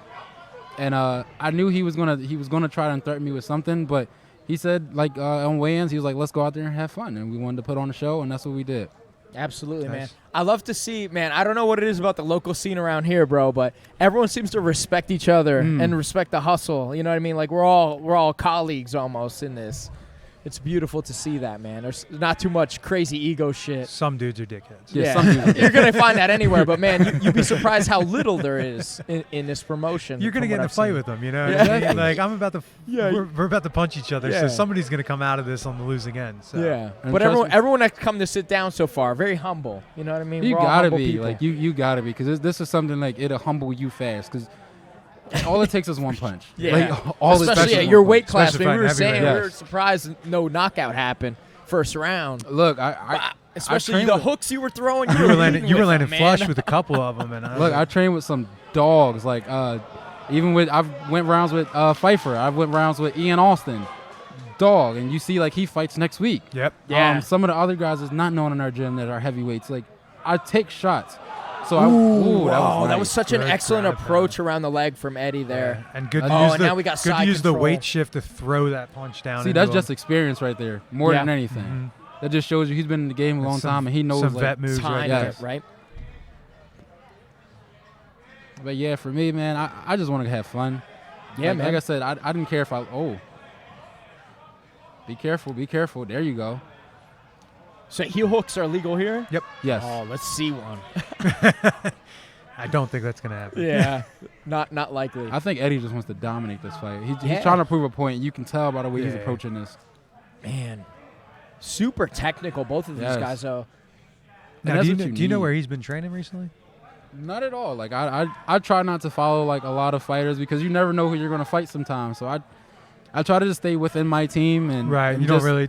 You're not so much like a fan too Yeah. much. Or, I am a fan, but like I still try to stay in my parameters. You know, like Right. Yeah. like I said, you never know who you're Keep gonna it fight tight. in this game. I Like, you respect the never hell know. out of that, Sean. So it's- I do Brazilian Jiu-Jitsu myself, and, man, I tell you, I hate knowing anything about my opponent. I'm like, Exactly. bro, I need to look at that guy like he's like a fucking like NPC in a video game or something. I can't know he has a family. Ooh, that's good ground and pound going on. He's It's got funny. Got that hip ride and that half guard, top half down. Ooh, nice knee. Almost. Oh, Yeah. Oh my go. God, That's- bro. this is when you gotta- Bombs. Oh. Illegal. Yeah, I that think was down. That was a down. Yeah. Damn, bro. See, again, Eddie's- that's when that Eddie's experience has to punishing come him. in. So we Just got hit another them break with- here. So what's your turnaround time looking like here? I'm gonna take some time. I've just Enjoy Christmas a little bit. yeah. Enjoy the- I've been on like this year has been like crazy, and I would love to come back probably with this promotion or another promotion. It don't matter to me. Like I said, I'm in here to have fun. Now, where'd you have your debut at? I had my debut at Flex Fight Series in New York. Nice. Okay. So wearing shin guards for me was totally different because my Yeah. first two fights I didn't Changes have it up shin a guard. little bit. Yeah, and I was like, I'll try to get my leg out, and he like grabbed, and I was like, fuck, I can't. You're like, I'm stuck. Shit. I was like, you know what, let's just go down. We got like 30 seconds left. We can just go down. You're like, yeah. I'm like, I'm not gonna risk you punching me standing up. So Nah. Yeah. fuck it, let's go down. Man, and he should have really capitalized on that position, but did you have him caught up? Like why wasn't he rotating to your back? I just grabbed the foot on the left side, and I just tried to hold him there as much as possible until Nice. he tried to make a mistake. I guess he was just like trying to catch his breath. Yeah. But- it was tough to see from this angle. But yeah, it looks like Eddie and Come on, don't get wild. Surprisingly, we're still in the first round. I know. Yeah, with those two breaks, 5 minutes is really stretching here. But it's been pretty action packed outside of the two fouls we had. Yes. And even a nice level change into the right Yeah, hand. suck the hips in and Boom. go. There you go. That was Good perfect. takedown. excellent takedown. All he has to do now is get over the awe. There we go. All right, we're finally What a out of round match. one Yeah, now. out of round one. Have you ever seen that before? 2 breaks before the round ends? Yeah, actually, I think it was one of those in Bellator when the guy got kicked in the nuts twice. Oh, they almost fouled. They almost Yeah. DQ'd the other guy. Yeah, they were like, bro, stop kicking him in the nuts. I mean, the first one. Who's the boxer from like the 80s or 90s that went for dick punches all the time? That's some scumbag shit. Yeah. I'll have to pull it up later. I haven't seen that shit in years. But look, it's been a pleasure being here. Thanks, you guys. I'm Yeah, gonna go get some definitely, man. rest. Dude, And, yeah, you sleep know, up. just- You earned it, man. Thank you. I appreciate Enjoy it. the night. You know, have Yeah, a man. safe ride home. Sean, can I get you a beverage before you split, man? I'll take a Corona. All right, my man. There we go. Can't be the only ones doing it. Yeah, dude. My coach is gonna cuss me out. I'm sorry, John. I'm sorry now. Thank you Cheers, so mate. much. It was great meeting you, John. Or Sean. It was great meeting you guys Take too. care, dude. Enjoy the Enjoy the night. rest of your night. Take Thank them you, gentlemen. stickers, bro. I will. I got mine right here. Thank Oh, you. there we Oh, go. sick, Perfect. sick. Zoo forgot it. Yeah. Thank you, gentlemen. Have a good Thank one. you. Take care. Peace out, brother. All right, round 2. Here we go. Oh, yeah, you can take right. one of my cards there, man. There you go. If you scan the QR, that's where the thing's live. All right, looks like we got Alvarez and Ahmed back at it again, man. These guys are throwing like fucking wild bombs. I mean, that's on one of the each other, advantages you have of being at 130, man. That gas tank is. Yeah. And I really think so. I saw Zach Makovsky come out of Alvarez's corner, and I think this cage work and this wrestling ability here that Alvarez has displayed might be linked to that. Yeah, maybe. I'll say I rolled with Zach one time. Or we had a couple of rounds the one day I went up to finishers. But, man, dude, impossible to hold that guy down. He's smaller than me. He's Can't tiny. hold him. He's Can't hold him. He's not a big Impossible. gentleman, but he is he's had a ton of experience. Yeah. Wrestling, fighting, jiu-jitsu. He's done it all. So Hell yeah, man. on biggest stages, so it's wealth of experience there. Yeah, looks like Eddie's on top. So can we elbow from here? It looks Yes, like he's kind we of can elbow from here. You can't go straight down. You cannot Yeah, go north 12 to to south, 6. right? Yeah. What do they call it? 12 to 6? Yeah. Now, Ahmed here was just turtling up, so. Oh, man, this is like an entry for that Dagestani pin, Yeah, for no? that little handcuff. Oh, dude. Oh, it's there. But he went claw ride instead saw. to take the back. Yep. Oh, no. Are we going to get a choke? Man, Alvarez on Ahmed's back, really giving him a lot of punishment, just giving him a lot of strikes, trying to open up that rear naked choke possibly. And like Kyle said, we have double unders to maintain the back.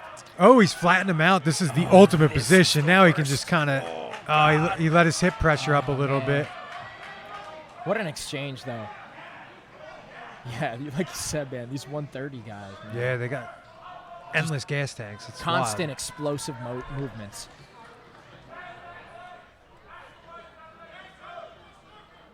That's awesome, man. So it was good. We had a bunch of the fighters come over, talk. Yeah, man. It was great to meet them all. It's good getting some insight on their camps, their mindset, especially a young fighter like Sean Ruffian here. You know, just having him break it down the way he feels about fighting. Yeah. It's good to hear. It was great to hear. I think he's got that, the right mindset. So. Heavyweights have so far from what I've heard, you guys have similar ways of looking at things, man. Yeah, even aside from like, the time commitment thing. You're a chunky man fighting people in your underwear. You got to do it for you. You're not doing it for the crowd's pleasure. 100%. That's awesome, man. So I'm excited, man. I didn't know you were looking for something around February, March time, dude. Yeah, man. My legs healed up. I feel good, so I'm gonna enjoy the rest of December. Yeah. Let me know. Obviously, everybody that's gonna judge me. But it's yeah, Christmas time. We can have a brew. Or 8 in your case. Big man requires a lot. Yeah, no doubt.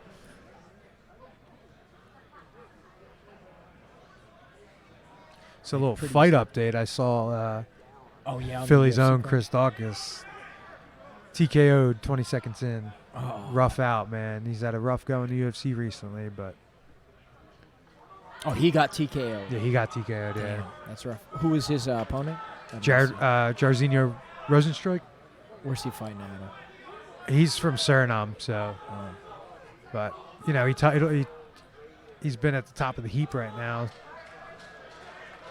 So, Dawkins said, you know. Interesting. Why did they reset that just now? Did you see No that? action. Oh, okay. Oh, get the way. Flying knee drops him to Alvarez, but Alvarez recovered. Wow. Recovers and gets the takedown. Wow, dude. What a way to fucking go. Excellent recovery by Alvarez. My God. Harder men than me. Now I want to know if that actually dropped him or if the back pedal to avoid it landing flush, he kind of just lost his footing. I'm sure it was. It might have been a combination thereof, but yeah, man. We don't have the best angle here. Yeah, it did look like it connected pretty good, though. I'm not gonna lie. Yeah. Okay. Oh man. I don't know if are they gassing out or look I think that knee kind of took a little toll on Alvarez. He's going for a leg lock. Oh, I thought he just went. And now he's on his back. He might be still a little stunned, trying to recover. Yeah. Ooh. And he kind of. All right, there we go. So he makes it to the end of the round, and now we'll have a minute to recover in the corner. Wow, man. So for the 2-minute rounds, is it a minute? It's always a minute. It's always a minute of recovery time. So. Wow, man. So that was crazy. It doesn't feel like a minute. It's like fast. Yeah, dude. It looks like 30 seconds. Yeah. That's crazy, though. So we had a reset after like a guard pull. From that standing position, Ahmed went for a knee on Alvarez. It looked like, from what our angle was, it looked like a clean connection. Alvarez handled it and then came back with a takedown. And then there was constant. I'm not even sure if the takedown from Alvarez was all that hard driven. I wasn't sure if he pushed it that hard. It almost looked like Ahmed sat guard on him when he got his legs.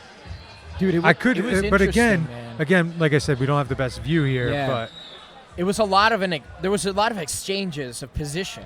It was really strange after that happened. Who do you give that second round to? I mean, that knee definitely. That knee swings it. You drop somebody. Yeah. You drop somebody unless you get your ass kicked for the entire round. The best you can hope for is as the guy getting dropped. The best you can hope for is a draw in that round, not to win it. Yeah. Okay. Fair enough. A draw due to like a point deduction or something crazy, you know? Yeah. So I'm thinking, if I'm either of these fighters, or you got to drop that dude twice. Yeah. You either need a drop or like a submission in this third round. Is that something you do? Like when you go to the third round, what's your thought on it? Do you usually think like, maybe I have it both of the first rounds, or are you always thinking like, I don't know. I never really thinking like my corner's kind of keeping me up to date. On how it's going. A good corner will always let you know when you're down. Yeah. So. Fair enough. Ooh, great takedown from Alvarez off the cage there. He's doing a good job of pulling his hips off the cage and then dumping him away. Now, if he can walk him up and set his head onto the cage and kind of get him into like a crunch. And then start controlling the hands and landing punches, that's really going to open him up. But Ahmed, every time he gets taken down, is just going into like a straight turtle and like covering up. He's not really trying to hip heist other than when he does that explosion and cage walks here. So Alvarez should go around the hips as he's doing now and try and pull him so just his head is bent up against the cage. Yeah, fair enough. It seems like Ahmed has a difficult guard to pass. Like, I haven't seen Eddie. So you don't necessarily need to pass the guard because you can still punch. Yeah. Fair enough. So if you really want to get to at least half guard, because then you have a leg ride and you can really pin him down and start fucking the dude up. Oh, yeah. But staying in the guard's not a bad option if the guy isn't trying to actively sweep you, because you can always posture up and start punching. But when you posture up in the guard, he can go for like a traditional hip bump, scissor sweep, blah, blah, blah, blah, blah, or just stand up. That's why you see Alvarez staying low and driving his head into like the neck, upper sternum area. Yeah. Trying to keep that pressure on him and keeping his arms in. Ooh. Okay. That up kick landed hard. Yeah, it definitely looked like it did. Heard it back here. Alvarez is handling the damage that Ahmed's able to dish out very well, though. It seems like he's doing a very good job of staying resilient no matter what happens. He's able to kind of return with oppressing force. Yeah. He's definitely taking one to get back in good position. Yeah. Oh man. So in this situation though, you're giving it to Alvarez because he's on top. You have to, yeah. You have to, yeah. Yeah. Fair enough. So as long as he doesn't get submitted or something. Oh, a little triangle attempt. Not gonna happen.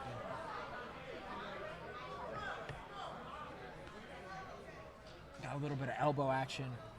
Interesting style that Ahmed has from down there because he's really trying to kind of draw Eddie in for these Yeah. It's not something you're gonna get a knockout out of. He's not really trying to stand up and recover. It looks like he's just kind of staying active, Yeah. But the more he stays active and punches him, opens up more for Alvarez to open up and punch. Really, his best bet would be to lock Alvarez down and try and force the stand-up. Fair enough. Because Alvarez isn't putting all that much effort now. He is into passing the guard. He seems pretty content to sit inside of his guard and just smother him and pepper him.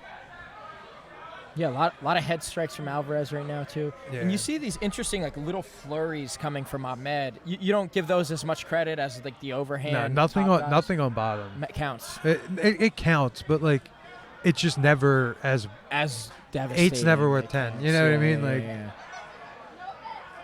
Oh, nice. That's interesting. He's kind of doing the same thing now, kind of just smashing his forearm. Strikes. Can you tell me what's the difference between I've seen in the UFC thing where they have significant strikes? As I wish I knew. No. I wish I knew. Okay, you snap the dude's head back. Is that significant? But what happens if I snap his head back because he just wasn't prepared for a jab? I guess that is significant. And then what if he just recoils and you barely clip him, right? So but is can a body punch be significant? How do I define that? I don't have the knowledge to explain it. I'm sure somebody out there is going to be like, that fucking asshole, he doesn't know. He's a dipshit.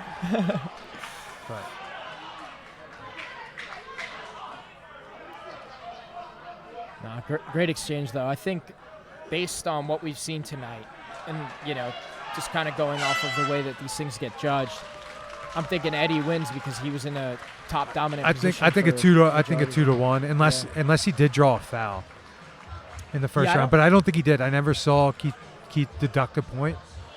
So can you get a flag or something for that? They motion over to the judges table, and they'll let you know. That's interesting. I've never seen a foul in a live match or it's usually repeated offenses. Oh, multiple dick punches or something? Multiple dick punches, cage grabbing, shorts grabbing, eye gouging, fish hooking. You can grab the gloves, right? That's not grabbing allowed. the gloves. Yeah, that's not allowed. Most people do it. You got to get away with it.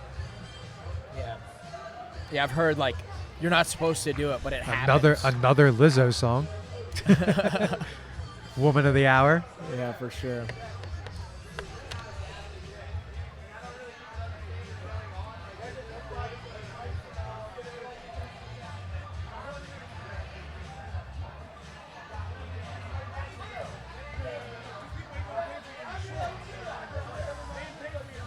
It was a great fight, though. I have to say, the exchange was fun to watch. I'm being distracted by my cell phone. I'm sorry. No, it's all good. Yeah. I got 82 missed text messages. Oh, no. I was like, you're live on the Bard of All Trades broadcast, Alex? How rad. Click the link. Yeah. Don't forget to like and subscribe. Yeah, smash those buttons. Let's go. Thank you. I need them. I think that's Zach Makovsky in there with him. Yeah. Yes, I do see that. Nice, man. So, unfortunate to see that the groin strikes, man. You never like to see that stuff. It was just the one. It was one groin strike, and then what was the other? Or was it two groin strikes? I think one of them was a groin strike, and the other one was a knee to the eye, or it was. A knee to the head of a grounded opponent. Yeah. It was some sort of exchange. Which, if he would have taken that full time. Yeah, let's go. Man. Come hang out. Whatever, man. Sit down. You can watch the last fight with us. Yeah. Hell yeah. Throw that on. Introduce yourself. Be this far away. How far away? Just here. What's up, guys? Hold on. I muted you real quick. Oh, I'm muted.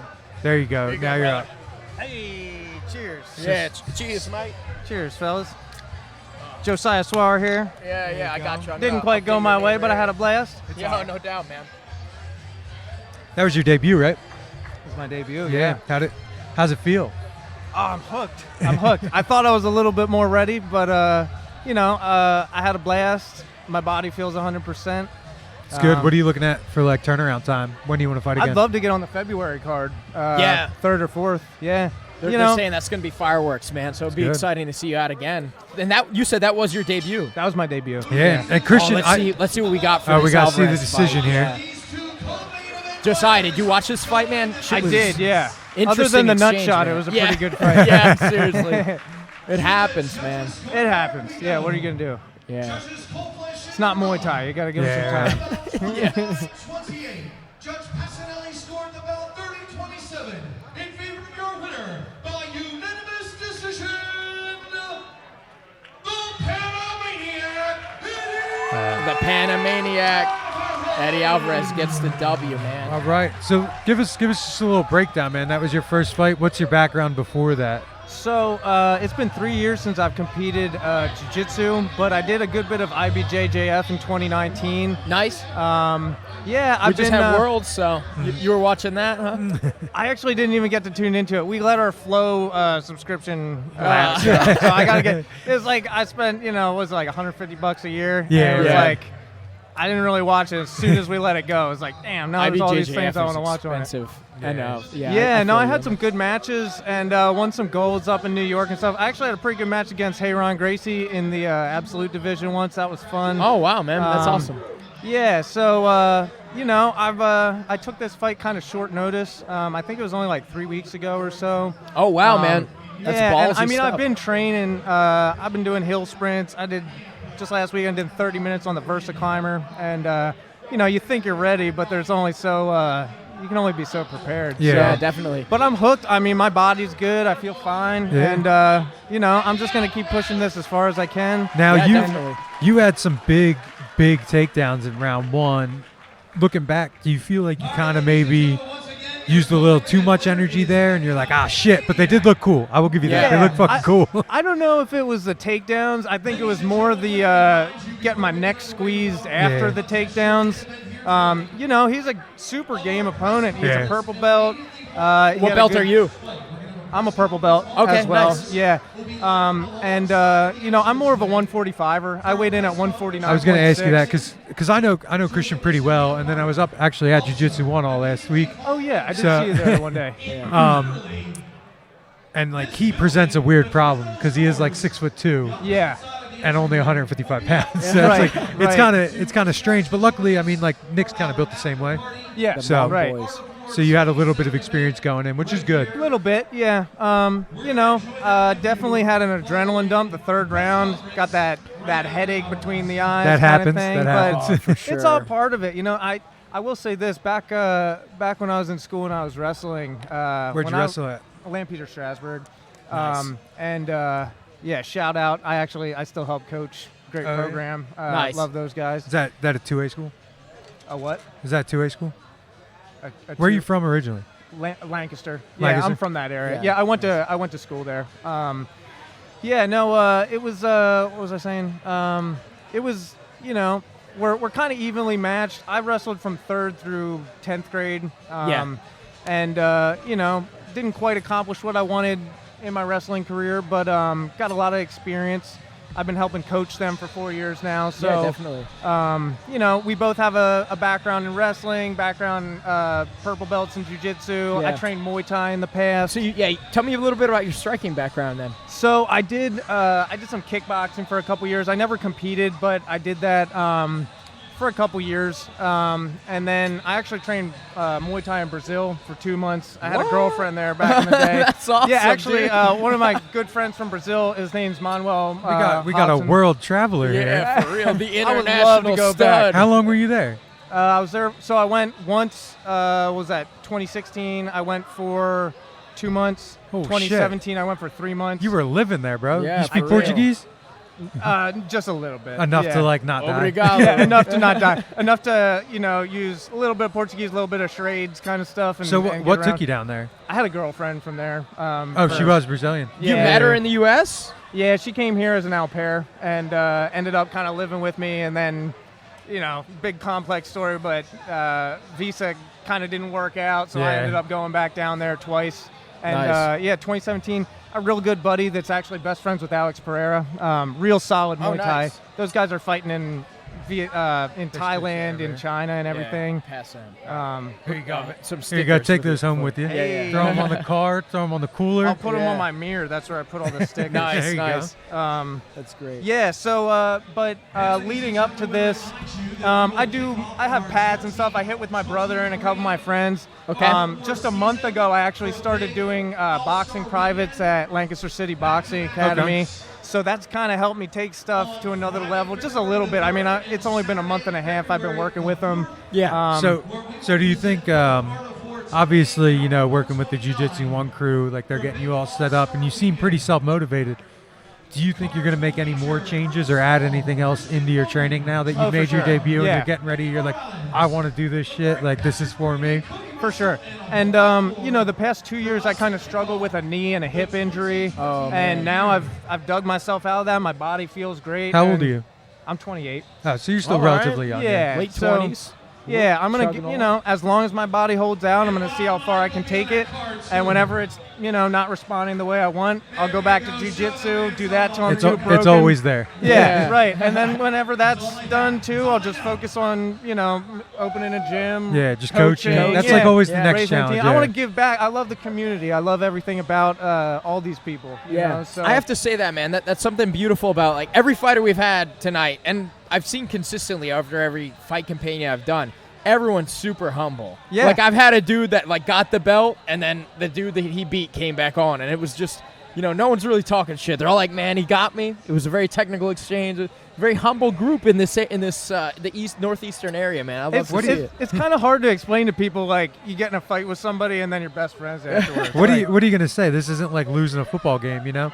Yeah. You like if you're like an offensive tackle and the DM burns you, you're gonna be like, "Yo, I can fuck you up." Yeah. Like the dude just fucked you up. Yeah. You got nothing else. It's like you might as well be cool because he already just beat you up. Yeah. It's funny. Or you beat him up, so there's no point in being a dickhead to him no more. It's 100%. funny in the martial arts world, like the more you know, the less you need to use it. You know, like Yeah. the less you feel like you need to prove something.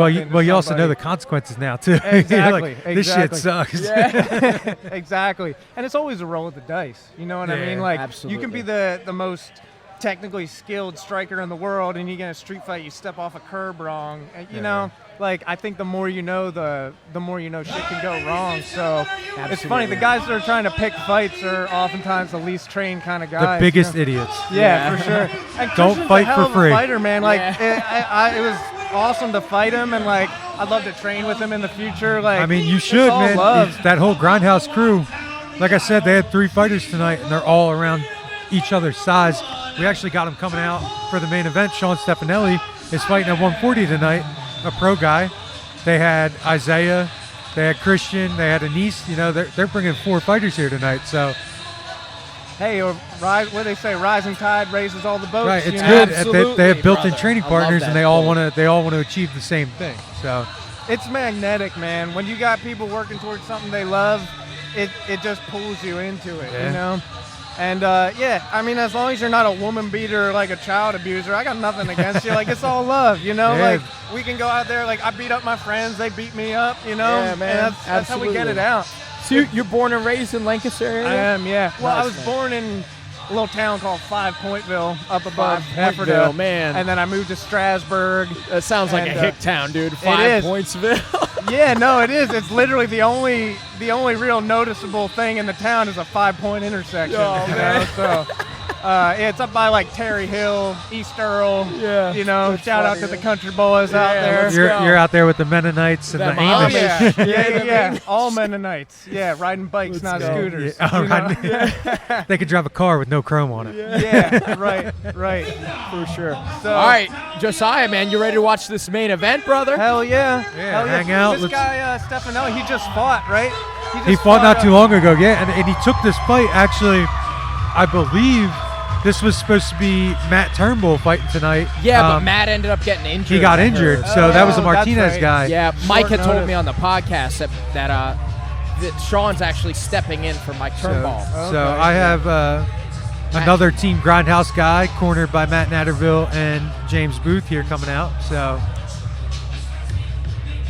Yeah, should be a barn burner. Looking should forward be to good. it. Stefanelli is a grappler at heart, but his striking's been moving along a little bit. So I'm happy to see Sean grow in his career. I've seen him fight since he was an Ami. and he's got a tough out in Turpal Hamzayev here. Yo, I want you in here after Josiah, bro. Yeah, watch it. For sure. Bohannon over there just gave him a little congrats. Oh yeah, that was fireworks all night, man. Great night. Hey, I'm not gonna fight him for the seat. Whenever he wants to step in, and kick me out of here. Go tag him in whenever you want, man. Yeah, man, no He's problem. right there, Yeah. rocking the man bun. I think he's really interested in watching this fight. So. Yeah. Hell yeah. Josiah, what was your favorite fight of the night aside from yours? I don't know. It's been a lot of good fights. Yeah, man. The ladies threw down. The heavyweights, was one of my were favorites. throwing down. That's right. I'm yeah. partial to the heavyweights. So. Yeah. Big boy nation. Fair enough. Gotta stick together, man. Yeah, for sure. If you're that big, you gotta, you know. There's not many of us. Yeah. It's a different game too. It is. You know, it is. Yeah. for sure. It's cool how like different body types is a different game. You know. Right. As we just saw that 130 fight, the pace was insane. You're not gonna see a heavyweight fight at that pace. For sure. Man. For sure. And a lot of times, once the big boys get down on the ground, it's a little bit of a different game getting back up. It's hard to move all that. Like, yeah, man. A lot of beef. 600 pounds a man. Yeah, right. So Josiah, what was your training camp? A lot of sparring and stuff? I know a lot of the other guys we were talking to were doing a lot of sparring. I think you're the first one to say, like, you were on like a, I don't know, you said something like an elliptical or something. You were doing a lot of cardio work. Climber. Yeah. Oh man, old school. Hell yeah. Hell yeah. I love the Versa That climber. thing fucking sucks. It sucks, bro. It's the best return on investment, It though. is. Like, Yeah? if I can spend a half an What's hour. that machine? What is that? It's just like, ever watch Rocky 4? Maybe. Yeah, I've seen Rocky Ivan Drago's 4. on Yeah, that yeah. machine where he's Oh, like, I've actually never seen that. You like push Is that in it? it's like your feet go in it and you like slide back and forth. Yeah. You It's can kind of like a adjust it. stair stepper. Yeah, but yeah. it's- So But there's there's stair hands, too? steppers where both sides go up. The one I have, I forget what They they like call alternate it. Yeah. or something. Concentric or whatever. Yeah. It's kind of like an alligator. They're tough. Touch A inside. Jacob's ladder's tough if you ever use one of them. Yeah. It's the same kind of thing. Yeah. It's like doing battle ropes with your hands Yeah. and feet at the same time. Oh, man. It's That sounds terrible. rough. But I love it, you know? Yeah. But, I mean, that, you know, that sounds like good conditioning to me, brother. it's good conditioning, but it definitely, you know, as I learned tonight, it doesn't 100% transfer. No, you we were know? just talking about this with actually the winner of the heavyweight fight, and also Christian Hannigan said the same thing. Is you gotta do the activity to be ready for the activity. Absolutely. So in order to fight, you gotta spar, you gotta Absolutely. grapple, you gotta wrestle, you gotta do all the things that you're gonna do in the fight because your body has to know what's going on. Absolutely. So like you said, you took it on kind of short notice, so you didn't really have time to set up that full. Yeah, I mean, I Especially do. for a debut match, right? Whew. Yeah, you know, I'll fight anybody. You know Yeah, what I man. mean? Like, it takes a hard man to do it. You know what I'm saying? So you knew you were in good shape for it. You know what I I mean? knew I was in good shape, but yeah, I definitely like. I need to mix it up a little bit more with MMA sparring. I was doing a lot of like striking Jiu-jitsu, sparring yeah. and a lot of jiu-jitsu and wrestling That rounds. that transition but from the doing them all- grappling, from the yeah. striking to the grappling, back to the striking, back to the grappling, back to the cage work Right. is really the hard part. All right, so Right. we got glove touch round 1. Let's go. Sean looks jacked. Stepnelli's a big dude to make 140, man. Oh, this is 140. Yeah, and then Turpal. Turpal's tall. Yeah, long boy. Long boy. Look at Stepnelli that usually nose, fights man. at 45 or 55, so it's interesting to see him down at 40. Really testing each other's range here. Main card. These are 5-minute rounds, kick. right? These are Hamza, 5-5s, yeah. Or 3-5s. 3-5s, yeah. 5-5s. Dude, no, that adrenaline drop in my fight, just like three 2s. Oh, is man, crazy. a lot of kicks. from Stepnelli these coming out with guys. the push kicks. Both of these Ooh. guys just throwing. Nice them, little man. question mark kick there. Yeah. I feel like Kamsayev might have a little bit of an advantage on the kicks. What do you think, Alex, with the range? Because He's looking and he's taller, right? snapping out, a question mark kick to the so. Anyone with a name like Kamsayev is a bad dude. for sure. You gotta I watch like out this, for those man. They're Eastern respecting Europeans, each other's bro. range. He's doing a good job of keeping Stepnelli's back to the cage here. Stepnelli. Nice little front kick. Ooh, there we go. In on the leg. Let's In go. on the shot, though. What do you Let's call see. that? Body when lock. They do the Oh, double snap. kick like that? What's the name of that thing? Can't see if he has Tight the head. guillotine. Oh, dude. Stepnelli getting past now. Still has his head. He needs to go to the other side. Unfortunately, pretty He hard switched to see the- where we're at here. Some kind of turtle position for Hamzaev has switched to a Darce now. High stakes poker. Yeah. You know, it's such a has risk a going for Darce that on squeeze. top of a turtled Sean Stefanelli from what we're seeing here. Oh yeah, dude. It's like Alex the Russian at that Visit Saga. He has a man. very Those good- Russians love Darces, They dude. do. What Looks do you like call that kick Turpal's that he going. did? Look, Where it was like one and then the other. I Or don't spin- know. I don't even Athleticism. know. It's like a spinning back kick. Yeah, man. It was like some fucking Street Fighter. so now we move. got He threw like a rear front kick. Stefanelli like a needs T- to switch his hips now and establish top position. Otherwise, he might get rolled into a crucifix here. Turpal's doing a good job of throwing elbows to the head of Stefanelli. Ooh, looks like we're spinning finally. Stefanelli's Side got his control. hips down now, and he establishes top control. Is that leg caught? Oh, it looks like we might have like some kind of. He's got No, it he's over in in like a weird way. He's Side past control. his legs. Yeah. Yeah. He's in like a quarter guard or something, if you want to call it Yeah, that. fair enough. Take it easy, Zoo. Ooh, nice knee. Kind of a stagnated position at the Stefanelli mat. would do a good job dragging that trapped leg up to the armpit, but it looks like he threw it over now, and he's established a half guard. Such a fine line in these scrambles. It Yeah. can really go either way so quickly. Yeah. We were saying as well. Stefanelli advanced to side control now. Yep. Got rid of that hook. Yeah, Josiah, we were saying having the top positions, like everything, especially in amateur. You know, you have 2 minutes to decide. Sandwiching someone between your body and the ground, using gravity as your friend. Yeah.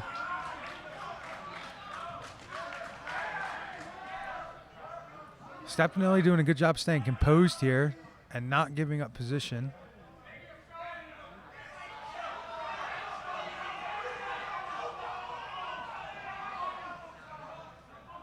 And this is his game, right? Like, this is what he's he really wants to He's be a doing. grappler first.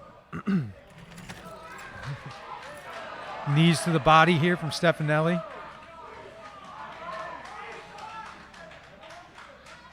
Yeah. So you have to give it to Stefanelli here because he's kind of, I'd say even on top. Hips out, though, back to the Nice. feet. Even on top, it was kind of like an even exchange, right? No kicks were really connecting in any Yeah. significant fashion from what I saw. Ooh. Ooh, good, Great good double double leg takedown. from Sean Stefanelli there. Ate a kick and shot right in. Back and top half, delivering more knees to the ribs.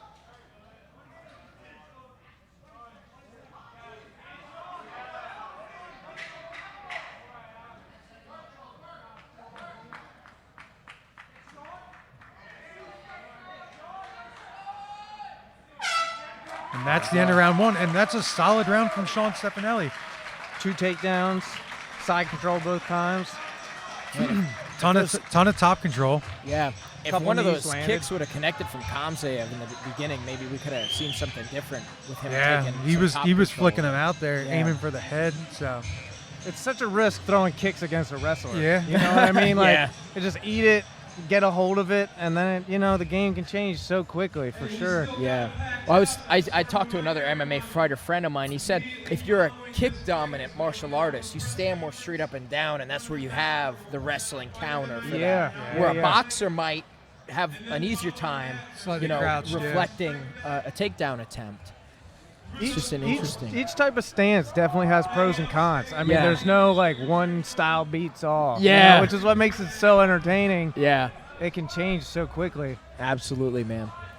So, do you think you have more of a grappling background than anything else? I think it's definitely my strong suit, you know, Yeah. but everybody loves to see knockouts. Like, Yeah. that's the name of the game. Like, if you really want to hype the crowd up, don't like, don't get obsessed with that. Everybody wants. You got to win. yeah, true. But, you know, Stefanelli There's- flicked out a head kick there.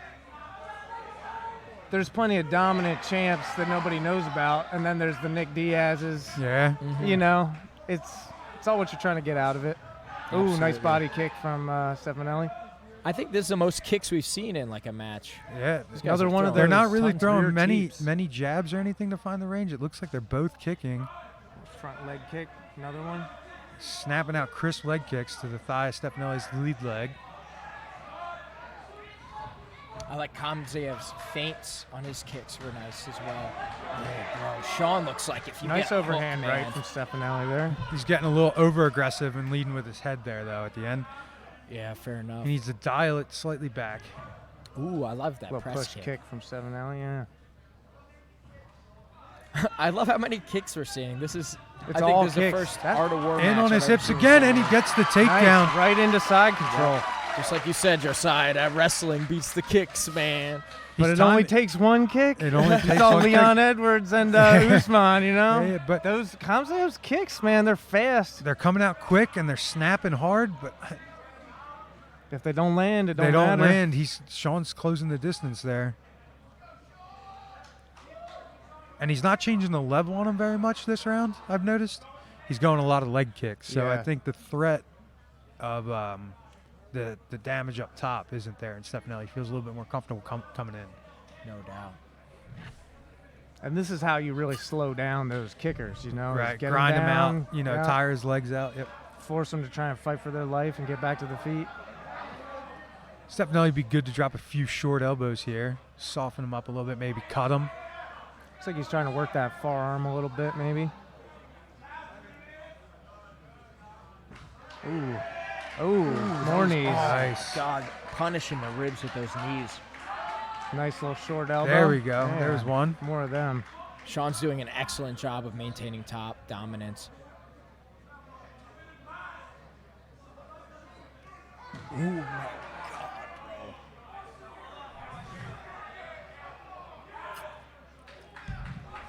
He's bringing them kicks. Oh, my God. This is basically a repeat of round one. Yeah, and I mean Yeah. that's what you want. I mean he's Executing that game plan. Stefanelli yeah. definitely has a game plan. He's sticking to it, and I mean, you got James Booth giving him instructions over there in the corner.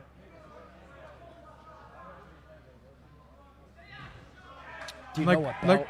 You know what belt Sean is? Sean don't even own a belt. Strictly no. my man will show up in a gi top and sweatpants. Yeah. Sambo style. Yeah. Like an More A4 knees. gi top too. Yeah. So loose. Like with the Nike Dunks on underneath. Nah, he's a character, man. But he trains. He's a scrapper. He's tough. So Oh, do we? It looks.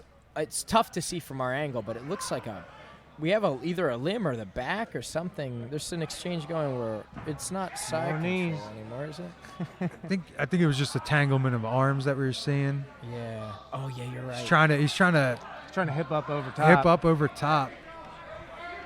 Dude, that's so exhausting. God, I can only imagine when you're getting struck at as well. Yeah, and it's hard to know. Do you fight with all your strength to try to get back up? Do you kind of just concede, like there's a short time, save your energy for It's the hard in next these round? 5-minute rounds to be stuck down there for 5 minutes because you can do a lot of damage in 5 minutes. I Absolutely. mean, for you guys down the amateur ranks with those 2-minute rounds, that takedown, if you don't scramble right back up, Right. it's the end of the round. Right. Yeah. Here, you got to kind of pick and choose your battles a little bit more. You got more time to actually establish something. But like you said, you got to figure out when you're going to do that. He's trying to throw that hook over the leg again, like a little lockdown position. Yeah, or and I something, don't but- really know if he's doing much with it. I don't know his intent here. It looks like he's moving towards a mount, maybe. It's kind of hard to see behind that. Stefanelli's looks cameraman. like he's trying to crawl up to mount, yeah. Is that 3/4 mount or half guard? It's hard to see from here. It's like Man, the crowd's it's a making mount. some. He's yeah, in now mount now. it looks like he threw that other leg over and he's in full mount. Yeah. So let's see if Stefanelli can posture up and start raining down some big punches Turn here. him over. Looks like maybe take the Kamzayev back. has like almost like kind of a reverse rear naked just to keep Stefanelli down. He doesn't want him to get that posture. down. Stefanelli's under the head, Yeah. controlling him pretty well. And that's Oh, the man. round. Another dominant round for Sean Stefanelli. Kamzayev did not want that ground and pound, dude. He was keeping him close. That's rough. So what do you do once you can climb to a full mount, Alex? How are you employing the ground and pound without getting swept? Like, what are you thinking of when you get there? some people argue it's a matter of opinion and style. It's hard to posture up and punch the dude. You got to pick and choose when you're going to posture up and how long you're going to posture up for, because when you posture up, a lot of your weight's going to kind of come off. So you got to kind of pepper them with small strikes, posture up 1, 2, and back down immediately. Nice. Because if you sit up there and get on the head, if you start getting real over aggressive and you're not hurting the dude with your big punches when you're postured up, he can start bucking and moving you and creating you're space. gonna get swept. And I'm then sure you're you guys super have gassed by then too. I'm sure y'all have somebody in your gym who's Yeah. good at inverting and sticking the feet in the armpits. Yeah, my brother Yeah, who so just annoying. left. Yeah. Yeah, somebody like Andrew Yeah, for sure. dude. I've been trying to steal that from him for years. I cannot do it the way he does it. I can get it on some dudes. Seldom though. See if Kamzev can mitigate the takedowns this round. I wonder if he starts going to the hands instead of the legs this round. Yeah, man. Well, he needs those kicks to be precise if he's going to employ them. He needs to win keep this them last low round. and quick. Yeah, I was gonna say those leg kicks were doing all right, and then as soon as he starts throwing those, He goes up to the Those- body and yeah. climbing a little bit, yeah. Stefanelli gets a hold of it. And But now it looks like he's going to his jab a little bit. I feel like Kamzev has the range, but maybe he doesn't realize He's how much of an fast and- advantage he yeah. has on the range of his wingspan. he's backing him up. We'll see if he can make. Man, He Sean's doesn't a want to close the backed up gap pit for bull, though. Stefanelli, knowing the takedown's incoming. So he's kind of keeping him out.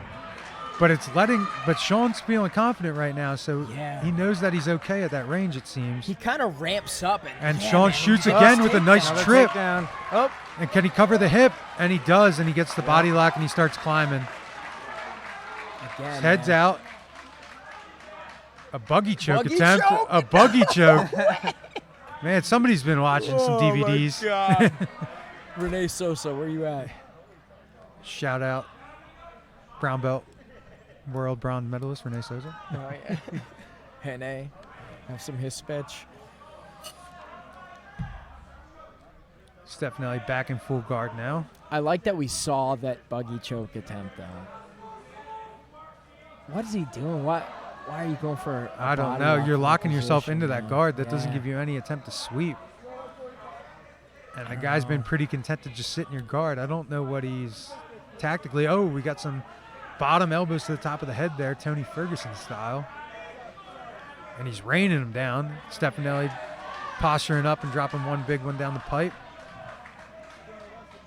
oh, Kukui, baby. In your guys' opinion, like how many little tiny punches is worth like a big one? Well, it's worth points. It's- On the yeah. If nothing round, else. right? The little ones set up the big one. You need the little Fair ones. You enough. can't just throw big ones because it kind of throws you You almost telegraph off it, position. right? Yeah. You got the big ones set up, or the little ones set up the big ones. But That's what she said. yeah. Yeah. There we go. First one of the night, I might add. Oh yeah, nice. My man. I'm surprised. I am too. We're on the main event, and that was the For first. real. That's what she said. The numbers that we've had in here. I've been watching The Office again. I can't help myself. Josiah, what got you into wanting to be an MMA fighter, brother? Oh man, I mean, Dragon Ball Z? yeah. Well, that, Always Dragon Ball Z. it's all good. It's all good training. Hell yeah, brother. Yeah. Dude, I just remember watching that shit on Spike, and back in the days of Chuck Liddell and Vanderlei Yeah. Silva and Forrest Griffin and all those guys, I always dreamed about it. It just never was quite the right time. And, I got kind of close, but, I moved out like right after I turned 18 and life got kind of crazy for a while. And Yeah, I know how it goes. and then I was ready to start competing as soon as I came back from Brazil. The day before I came back, I got knocked out sparring Muay Thai. And that's when I focused more on Jiu-Jitsu and competed Jiu-Jitsu for a couple years. And then, I was ready to do it a couple years ago and then had this knee injury. And that was like right around the same time COVID happened. Yeah. So it's just, that's how life is, there's only so much you can control, so Yeah, fair enough, I'm man. thankful to be here. Win or lose, I'm just going to do it as long as I can. And it's the people you meet. It's absolutely, the, it's all part of it. I think there's so many people that that are even really successful, even in the UFC, like the big leagues, you know, and they kind of don't really, they don't market themselves. They don't like reach out and network as much, you know. Then you got people like Paul Felder. You know, Paul Felder, he's a great fighter, don't get me wrong, but like he was never really in serious contention for the belt. Like he was a little bit, but then, you know, it didn't go his way. Then he got into commentating, you know, and he made a successful career out of that. Yeah. I think it's all the people you meet, you know, and if you're networking and you're connecting with people, one way or another, you're going to make a career out of it. Right, so you're in it for kind of the journey and the experiences. Yeah, I'm in life for the journey. Yeah. It's so dude. short. I'll take it, dude. My man, Stefanelli, finally we got raining down some action punches going here. on here. Oh, at the end with the big flurry. Round 3, right? That was Josiah round gave us 3. a great story leading up to that action. It was a pretty kind of dead situation getting fined on the floor suspended. there for like Why is 30 he jumping the cage? He didn't do I don't know. anything. Was it a 3-round? Oh, it was only a 3-round fight? Yeah. Okay. Is that it? Was that 3 rounds? I That's thought it was it. 5 because it's the main event. Yeah, I don't know, man. Based on the trends we've been seeing tonight, the way the judges are scoring things, I'm thinking Stefanelli gets the W on this one. What do you think, Josiah?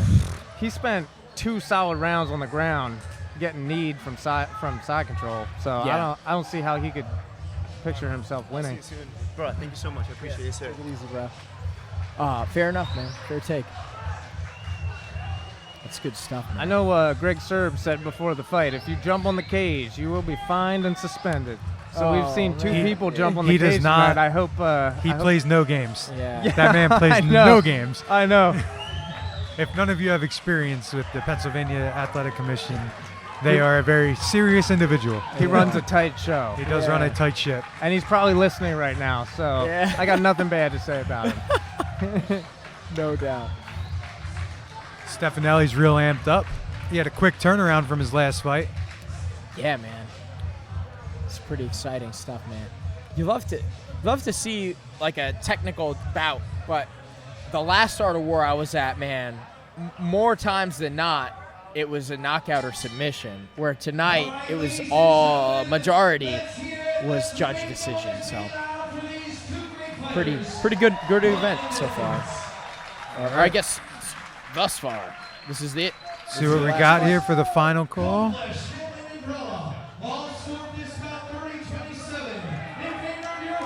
Yeah, I was going to say, he won at least 2. I would give him the 3rd round too, but you never quite know with judges. Oh, so that was for a belt. That was for a belt. All right. Sean Stefanelli, Team Grindhouse, completes the clean sweep tonight, 4-0. Yeah, clean sweep for Grindhouse, man. Shout out to the gentleman over there in Booth's camp. So I would imagine after that fight, we're going to get the Matt Turnbull, Sean Stefanelli fight now. Yeah. Or at least from a fan perspective, that's what I want to see happen. So. No doubt, man. Matt Turnbull's the one that got injured. He got injured, yeah. Yeah. Okay. So this was supposed to be his fight, but Yeah, it was supposed to be him versus Kamsa. Do you know what type of was it a serious injury or just? I don't know. Yeah, Hope to see him back in there soon. I'm not too sure. Not too sure on that.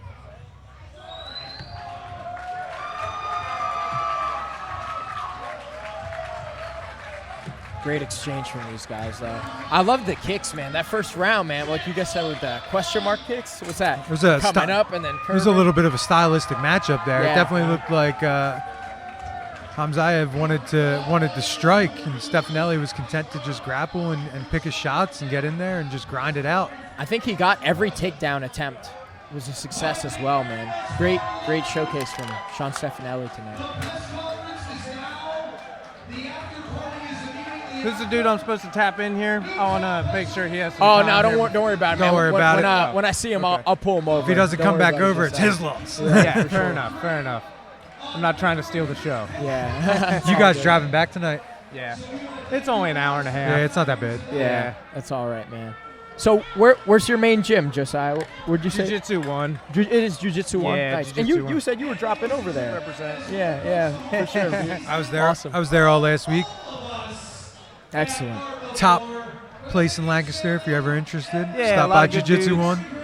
Big dudes, small dudes, ladies, big kids class. kind of got a little bit of everything. That's good, man. It's only shout out Nick Ingenito. He's built it from the ground up just in the past like 5 years, you know. So it's kind of getting over that hump, you know. It's hard to build a gym, you know, especially for like ladies and kids classes. You don't want to be the first lady in a... They say it's a healthy gym environment if you got a lot of women. Oh, absolutely. That's yeah, what I've for heard. sure. I will say, you know, I don't want to talk bad on anybody, but I spent the first 5 years training at a gym that was just not, you know, just there's a lot of gyms like that. What's going on? So my girlfriend wanted to be a first-round knockout. Did you want to do a podcast? Yeah, absolutely. Bring her on, dude. Josiah, if you don't mind. Yeah. No problem. No problem. Thanks, brother. Hell Take yeah. care. Thanks, guys. Yo, Appreciate it. thank you very much. Yeah, great meeting you, Oh, Josiah. yeah. I'll see you guys around. Yeah, hell yeah, man. Right Stay in here. touch, man. You want a drink, water, or anything? Nah, you don't. We got Gatorade, we got Coronas, Miller Lite. You want a Corona? Oh, that one? Here, Laura, here you go. Some stickers. So, Laura, can you hear You yourself got a well? bottle opener. It's not a twist. I got okay, you. We did. Now I can hear myself. Yep. It's my girl. It's my wife. Yeah. You can hear yourself all right? Yes. Can you hear All yourself? right, You great, good? great. Mic check. Yeah, for sure. I gotta hold it a little bit. It's all Yeah. right. So, Laura, excellent showcase. Thank so you. we had your opponent was Fabiana Josa, and she was pressing. She was being super Yes. oppressive in the beginning, but you were kind of punishing her approach. She kept her hands down a lot, Yeah. and you really capitalized on that. Tell me a little bit about your strategy going into the match. I had a feeling she was gonna come in strong and pressure like that. I was a little flustered in the beginning, but as soon as I established my range, I felt a lot more comfortable. Threw a few spinning back fists that I wasn't too proud of. I was a little embarrassed on those, but you know, I take my amateur fights as an opportunity for practice for the future when I go pro. So, you know, I'm learning as I go, and And that was what? Your fourth fight? this is my fourth MMA fight, yeah. Awesome. So, so your record is 3-1 now. 3-1. 3-1, yeah.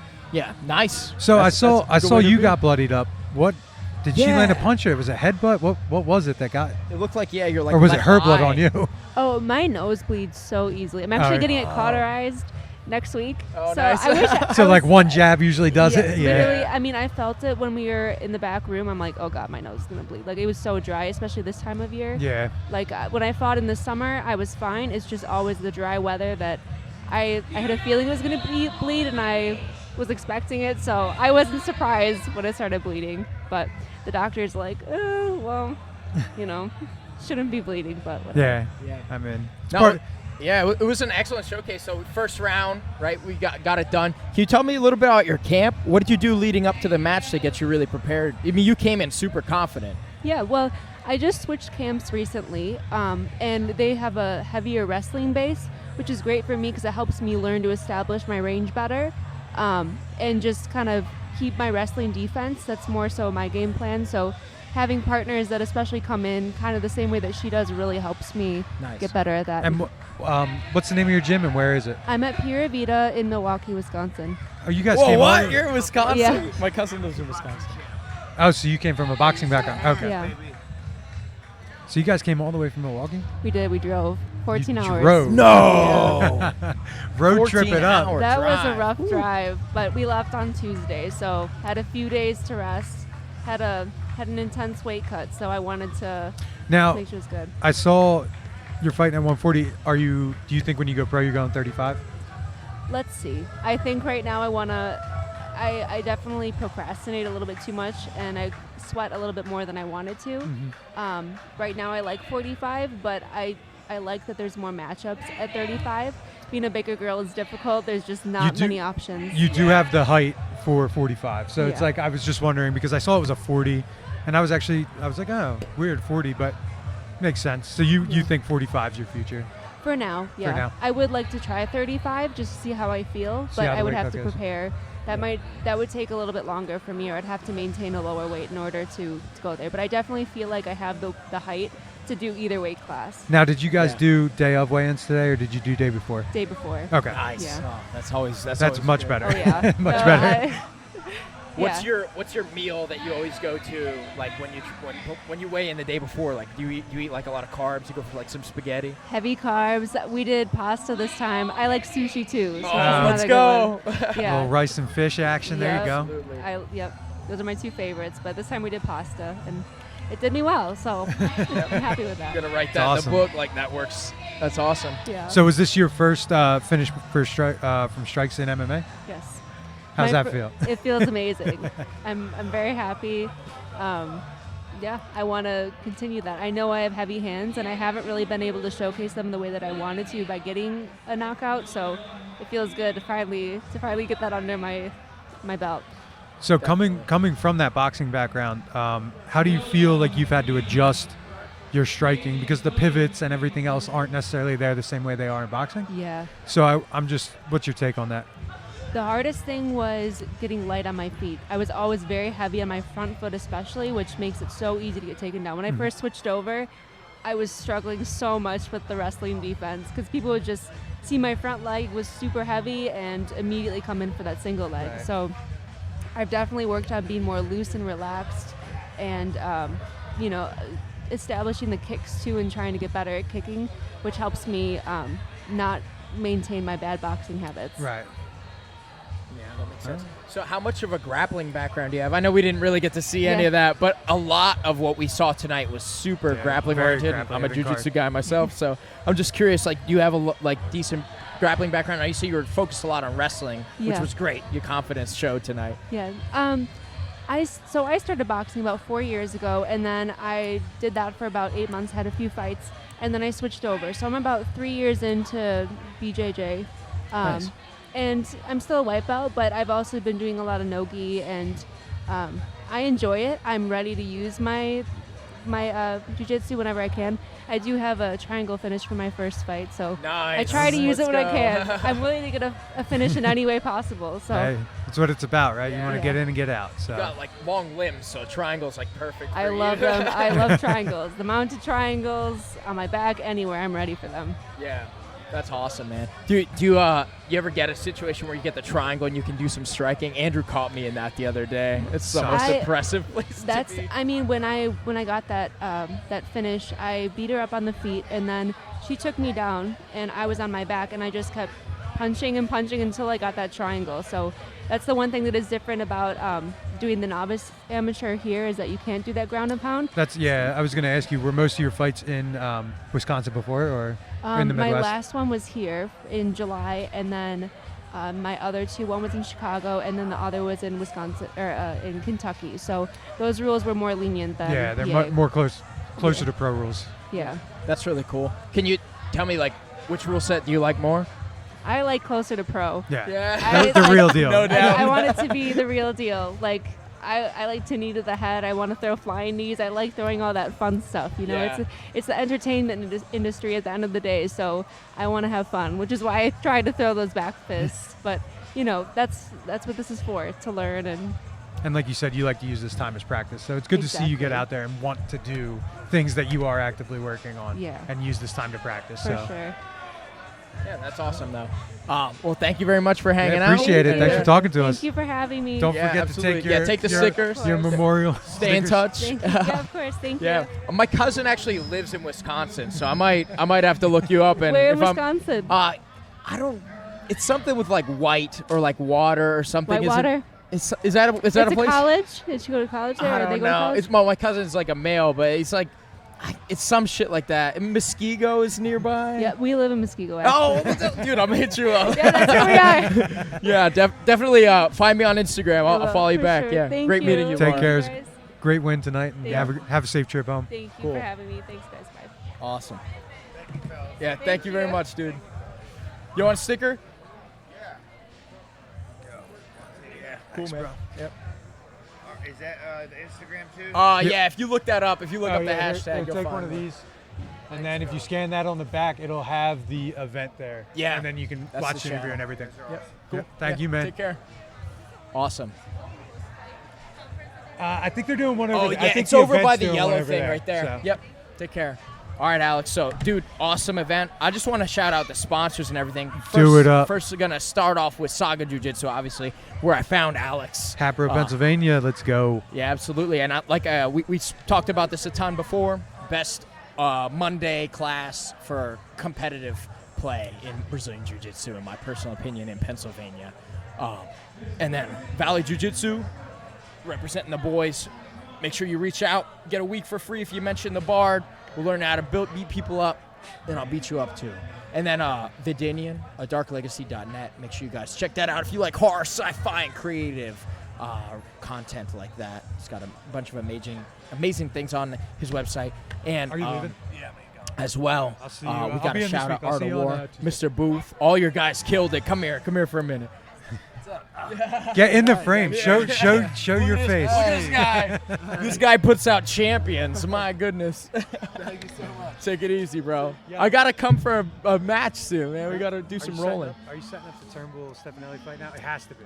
All right, and then we got final shout out for Art of War. Thank you guys again, Mike Bickings, for having me out, man.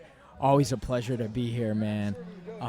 Love to be out here, man. Love to be out here. It's so fun to meet the fighters and have a beer with the guys and Mr. Myers here. Yeah, I'm dude, definitely gonna bring you out again. This was bro. awesome. This was a lot of fun. So yeah, man. I'm glad you came out, man. Trying to practice my commentary chops. Yeah, maybe one day I'll stop getting punched in the head. Yeah, and I'll fucking talk. So. Yeah, you gotta work on the dip spit. Sorry about that. That's so good. I gotta get a mute button like Joe Rogan has, so make it easier than this. Whatever. Nah, fuck it. You listen, man. Just yell at you more. Nah, if you gotta. We all got bad habits. 100%, man. It's better than smacking my lips in the mic constantly. Yeah, fucking terrible. Chewing gum. Favorite fight of the night, really quick, man. What was it? So, I'm just going to harp the heavyweights, man. I always got to shout out heavyweights when I see them fight, being one myself. So, that was a great display of 2 amateur heavyweights there. Good technical display, good technical striking. Sean Ravian out of Marquez MMA, Daniel Gracie team in Philly, showing that they still they're the fucking shit. So, yeah, man. Well, they got UFC fighters coming out of Daniel Gracie. They got a ton. It was a nice showcase of first of all, you had two thick boys going at it, which is also 2 talented ones too, not just 2 skilled. not just 2 slopopotamuses. Yeah, slopopotamus. Yeah. But my favorite fight probably was the Brandon Bohan and Reese Ward fight tonight. So for the amateur fights, that and then obviously Team Grindhouse, I'm tight with all of them, tight with James, tight with Matt, tight with Jerry, tight with the whole crew. So all those dudes, and especially seeing Sean get out there, get back on track, and win a belt tonight was awesome. Absolutely, man. I couldn't agree more. I think, like you said, man, the Thick Boys probably was my favorite fight. And I love that Sean came and visited us and gave us a very descript, well-spoken young man. So. Great dude. I hope maybe I'll DM him and he'll come on the podcast. Yeah, that'd be cool, man. Nice guest. But that's great, man. I think they're probably doing a post-fight conference over there. So I think we're going to wrap it up here. So thank you guys very much. Make sure you follow my man, Alex Myers over here. His Instagram handle is in front of me, which I did wrong. _Myers 215. That's right. And then follow. Not 215, 215. Yeah. And then, that's what your weight is? Yeah, right. I've been weighing 215 pounds since I was in 8th grade. Jesus. All right, man. Well, we're going to log off then. Thank you guys for tuning in. Take care. And as always, keep it real. Peace. Awesome, man. Thank you. That's fucking awesome. Yeah. I had a blast, man. That was a good time.